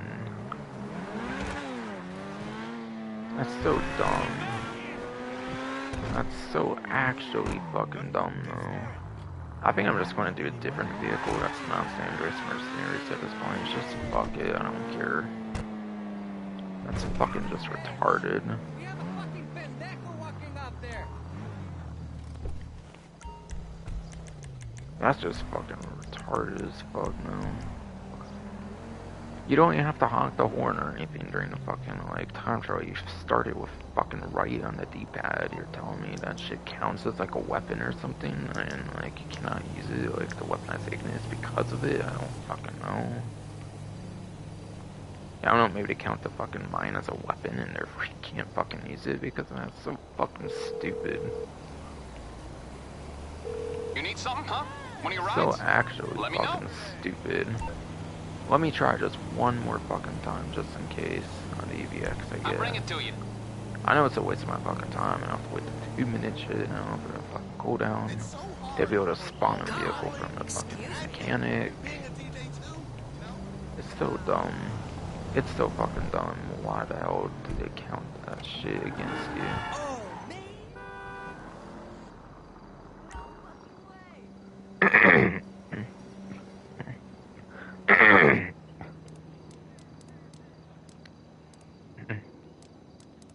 I can always add it later down the line, but I swear it's so fucking dumb. I just want to do something different then.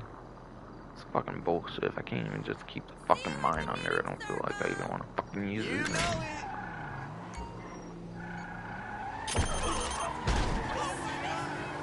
Fuck this fucking game.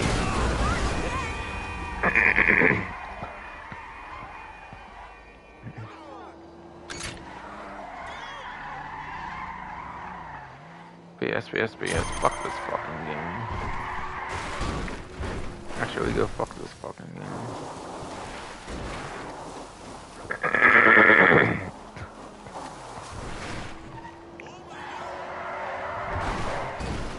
That's how I feel about this game. There, I destroyed it because I hate this fucking game.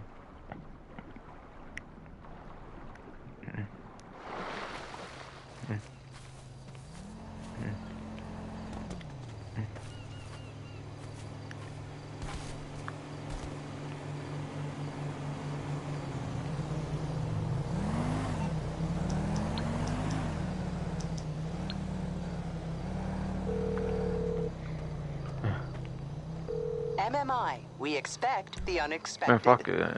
So what if I have to think pay we can do that. 20,000 and shit?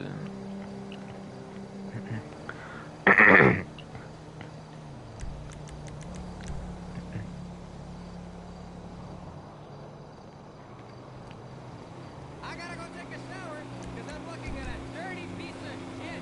I don't want my last moment to be fucking shit with the vehicle.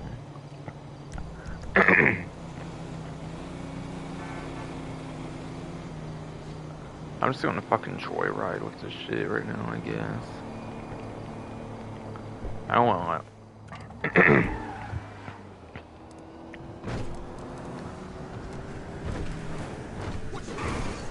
BS. I'm just gonna joyride with this vehicle.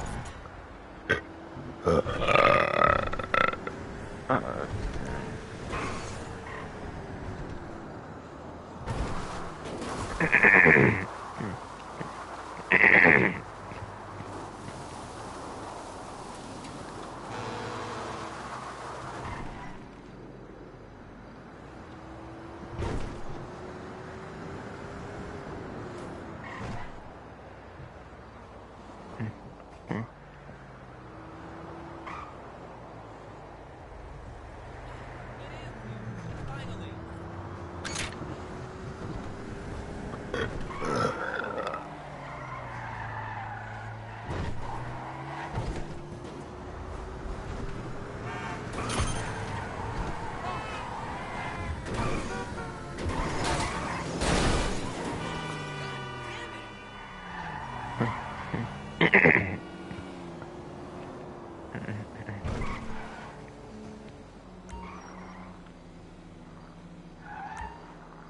Yeah, that's so fucking dumb though. I don't feel like fucking changing that shit. I should be able to keep the vehicle feature No rich. way. Let me set up.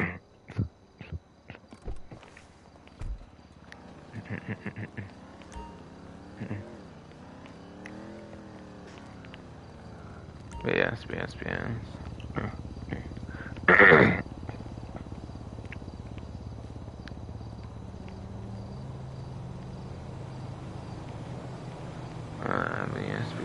BS, motherfucking cunt shit.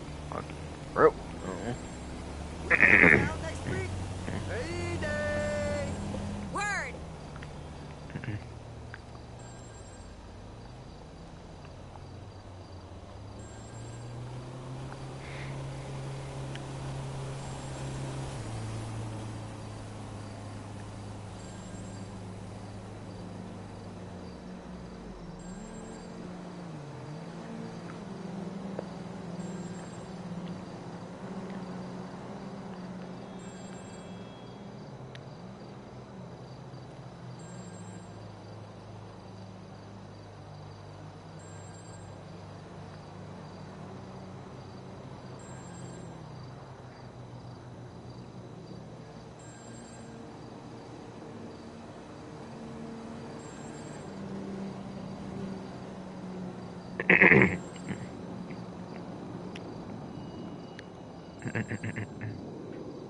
BS. Fuck it. But yeah.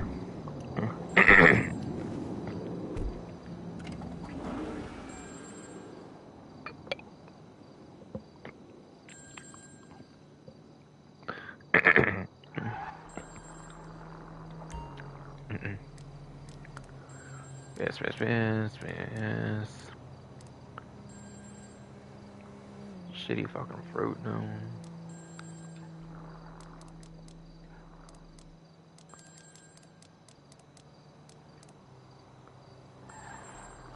It's actually fucking dumb though. I think it is because of the oil slick. It probably counts as a weapon, like how the weaponized Ignis has a force weapon, which is why that one also does not allow you to use it in a HSW time trial. I really do not get the fucking point of that though.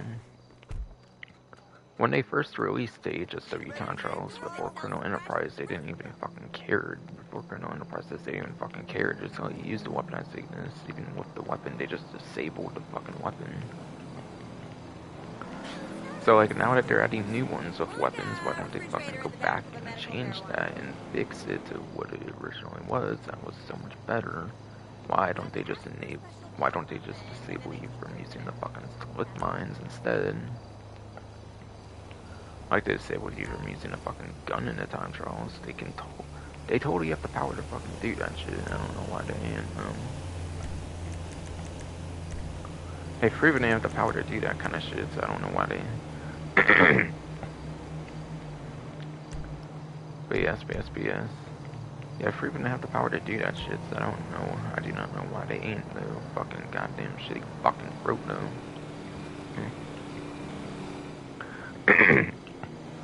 I don't know why they ain't doing that shit indeed. These shit fucking fruit though.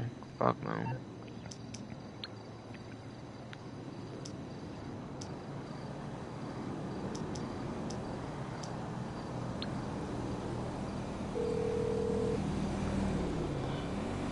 What you need, boss? Some wheels? I can bring them around. Still keeping it real? Alright, god damn it. God damn it. That's right, baby girl. I'm trapped inside and I feel so fine. It's on the way. Alright, god damn it, you shitty fucking road. But yeah. Because of the stupid thing with the oil split.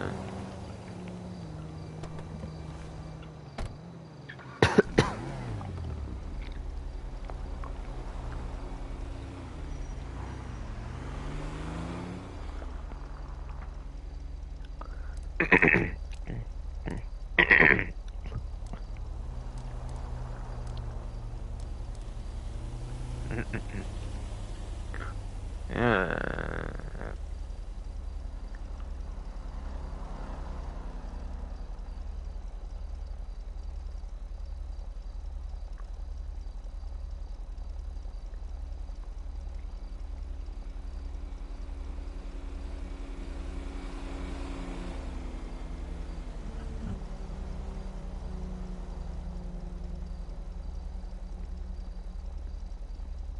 Damn, dude.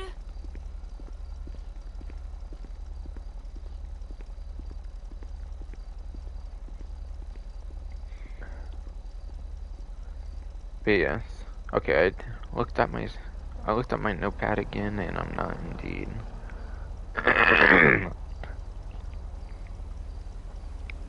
Excuse me, shitty fucking throat now.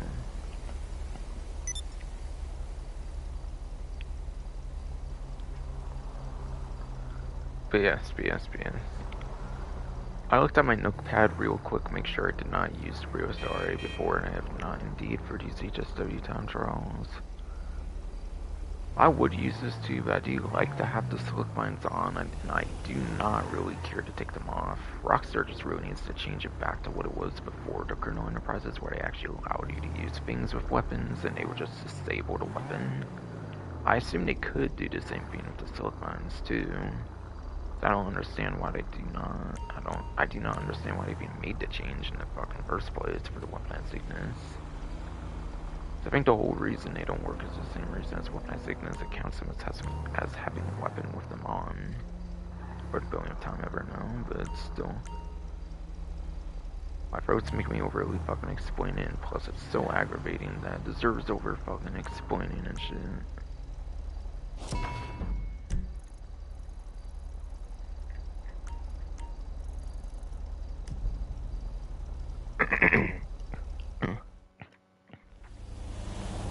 But yeah. Brioso RA is the only one I haven't used like since like before the launch.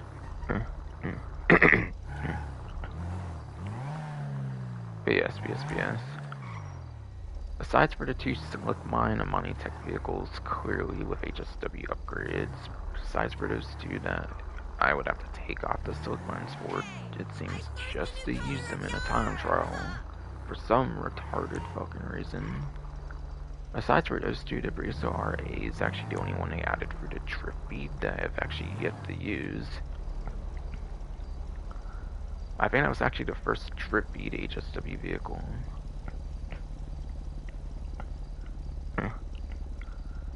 But yes.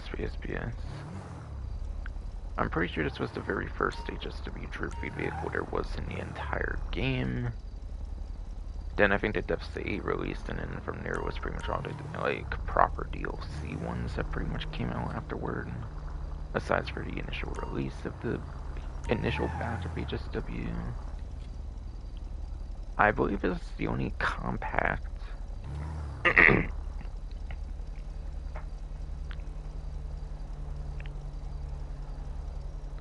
But yes, shitty fucking fruit. I do believe this is the only compact HSW vehicle there is in the game, actually. I definitely believe it's the only HSW compact there is. I'm pretty excited to do this one. It's unfortunate I have to kind of do this one after the Slick Mine debacle there, but I am not taking off the fucking Slick Mines. I'm sorry, I'm just not taking off the fucking Slick Mines. Cause that's just fucking dumb as fuck. They make you take off the Slick Mines just to use it. At least that's what I assume is the case.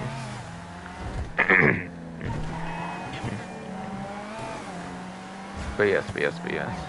That's at least what I assume is the fucking case, though, at least.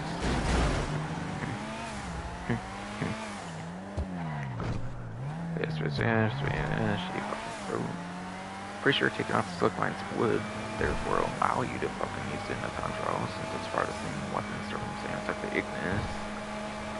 And those you can take off the quote-unquote weapon, unlike the Ignis where it's static and stuck on the vehicle. I swear they really need to reverse that decision. No, it's so fucking dumb as fuck though. I'm just doing the Bruce to Ari instead, then fuck it no. Yes. I'm just doing Bruce to Ari instead, then fuck it though.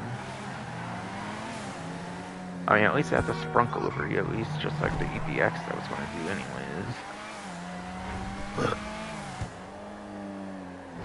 Yes, she fucking through. Perfect fucking through. Oh, so, oh, come on. Okay, I'm still gonna make it, right? Oh my god, I barely made it. Oh shit.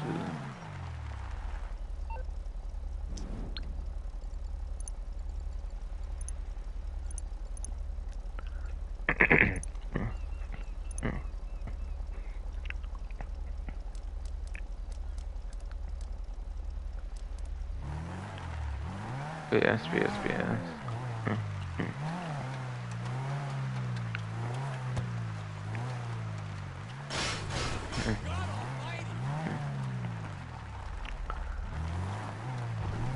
BS. Holy fucking god, I almost did not even make it. I made it by like milliseconds there. Oh no. But at least this does have Sprunkle over on it as well as my APX does. God, I swear though. I don't even know what else to say. I'm just saying the same shit again. It's just that fucking annoying. Why the fuck do the slick lines disqualify you from just using it for HSW time trials just because it probably classifies as a fucking weapon that's fucking actually retarded? My god, no, like the slick lines don't even impact the fucking time trial unless you fucking use it against yourself, but you would have to fucking reverse into it to fucking use it against yourself on a time trial, pretty much. Or like turn around, but why would you even do that? I would just waste time on a time trial. It's like, why the hell does Rockstar care if you have the fucking slick lines on or not, bro? Why the hell does Rockstar care?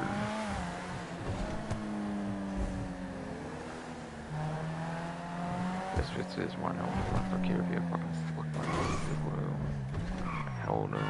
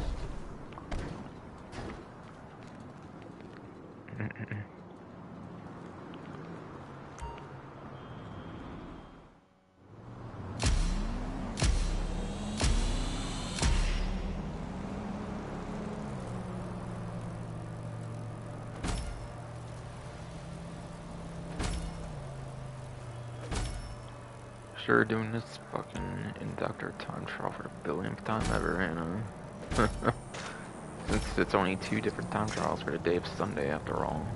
It's only ever this one where like fucking Mount Gordo. I really should try to stream different days to do different ones, but still. I have kind of been starting to do different ones though, like off stream now. At one point I did, but then I kind of just stopped caring. I still need like 3 different time trials left at this point for tier like 3 or whatever of like the racing, whatever the fuck. But not going to fucking care too much, to be honest.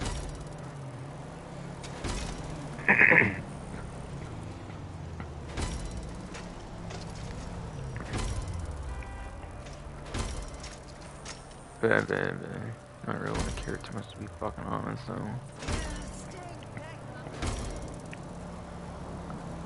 Shit fucking really ain't gonna even fucking care too much, to be honest. And some person just invited me from a friend list into a fucking game. Niggas never read my fucking bio, dude. Yeah, if my friend y'all asses, I ain't never playing y'all asses again because of my bio. I have so many fucking systems and shit. I don't got time to play over fucking people and shit. Fuck, bro. Like all kinds of Nintendo systems, everything. Fuck, bro.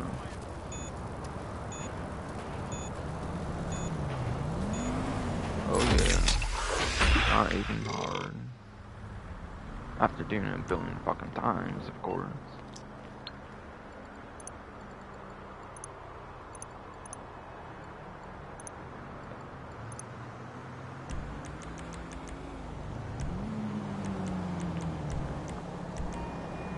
And to end off, I'll do the stash house, taking the adventure thruster for a spin.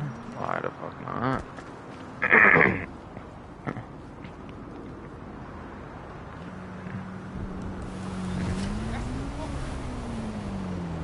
But yeah, spins. Shitty fucking program. To end off, why don't I take the Munich adventure thruster for a spin? Definitely, easily.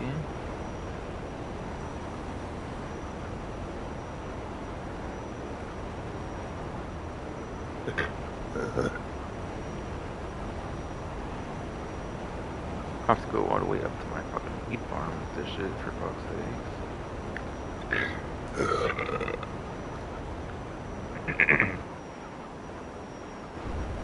Yes, I have to literally go all the way up to my fucking wheat farm, for fuck's sake, so.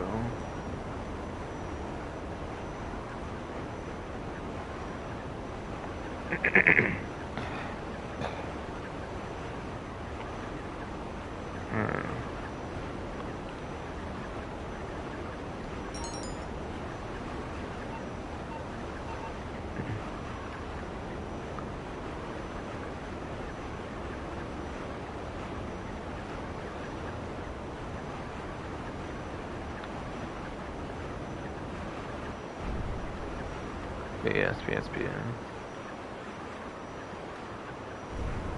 And add some little discussion, I guess, for the last stream. Fucking. That's not related. Yes.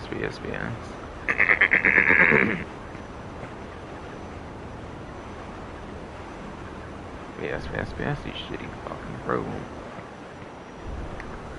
Have some discussion that's not related to GTA for the stream, I guess. A couple fun, interesting food items I've had lately. Fucking had that fucking cheesy jalapeno fucking Mexican fucking pizza from Taco Bell with the fucking strawberry cinnamon twist, whatever the fuck, the strawberry twist, the fucking strawberry cream delight, fucking freeze and shit, whatever the fuck. All those were tight as motherfucking fuck though. Taco Bell never fucking misses of a new fucking item. I fucking swear they never miss with a new item unless it has fucking black beans to it or some healthy shit.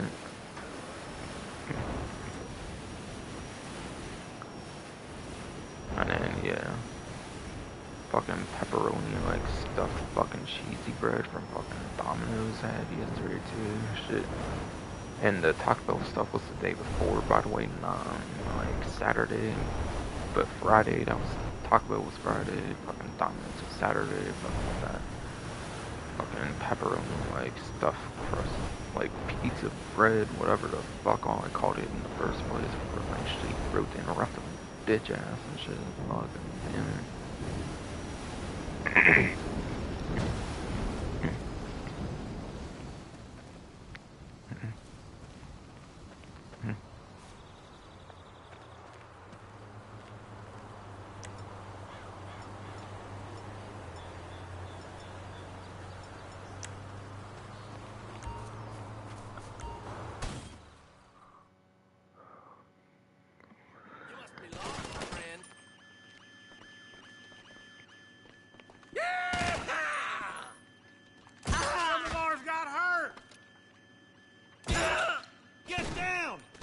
got shot! Go to hell! Ah! You piece of shit! Get cover! Get down!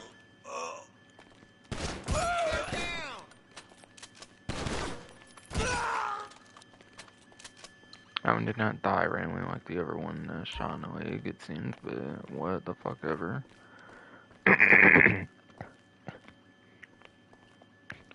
But yes, shitty fucking fruit. Or at least I'm pretty fucking certain I shot those two in the same fucking way, like in the leg and shit, pretty much. But somehow one of them did not die. While the other did, and that was kind of weird. If so.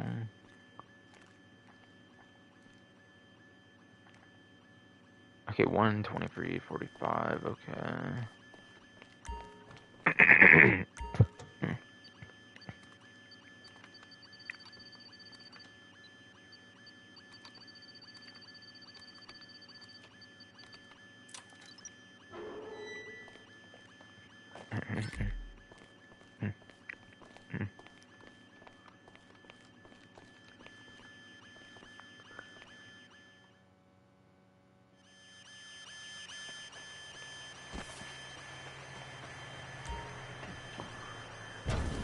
But yeah, it'd be fucking hilarious if next time we farm if it, like, deliberately gives me fucking food supplies.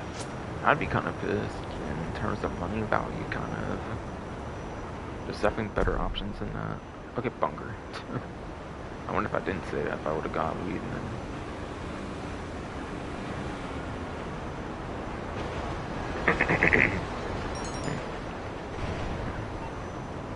Oh shit, I almost cold, that would have sucked. Thing spray. This one spray was a motherfucker. It was a fucking adventure spray was fuck, man. Build a regular thruster from when I was using it lately is definitely much more, like, resilient. Definitely much more resilient and shit, for sure. Definitely.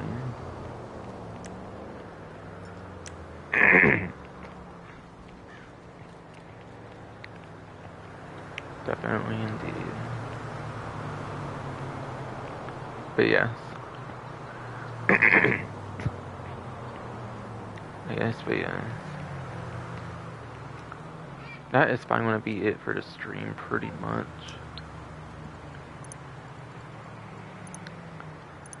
So bullshit though, I did not get to fucking use the fucking vehicle I wanted to for the HSW time trial since it fucking has fucking oil slip mines on it apparently, and I'm assuming that's definitely why. There's definitely no other possible explanation for why I cannot use this as per there being the oil slip mines equipped on the vehicle. Why don't they reverse that fucking dumb weapon change they made with the Criminal Enterprises DLC where you cannot use weaponized HSW vehicles even though the weapons cannot be used in the first place, when in the case of weaponized weakness when you could use it? I do not know. I really think they need to reverse that decision. Like, it was okay, I guess, when it was one vehicle that you could not use, but when it's fucking two or three when you can't use, at least when you have the oil slip lines on those other two, that's just a bit obsessive as fuck. They clearly have the capabilities to change that shit. At least for the fucking weaponized things. But it's utter fucking bullshit. That's our next fucking stream, though. I'm gonna be doing more of Red Dead Redemption Undead Nightmare for sure. Mostly finishing up. Probably mostly getting to finish it off at least before the next GTA Online stream. By next GTA Online stream, I'll probably be mostly done with Undead Nightmare if I keep up with the daily schedule. Which I probably will, because I tend to do that pretty well. That's probably going to be it for the stream, though.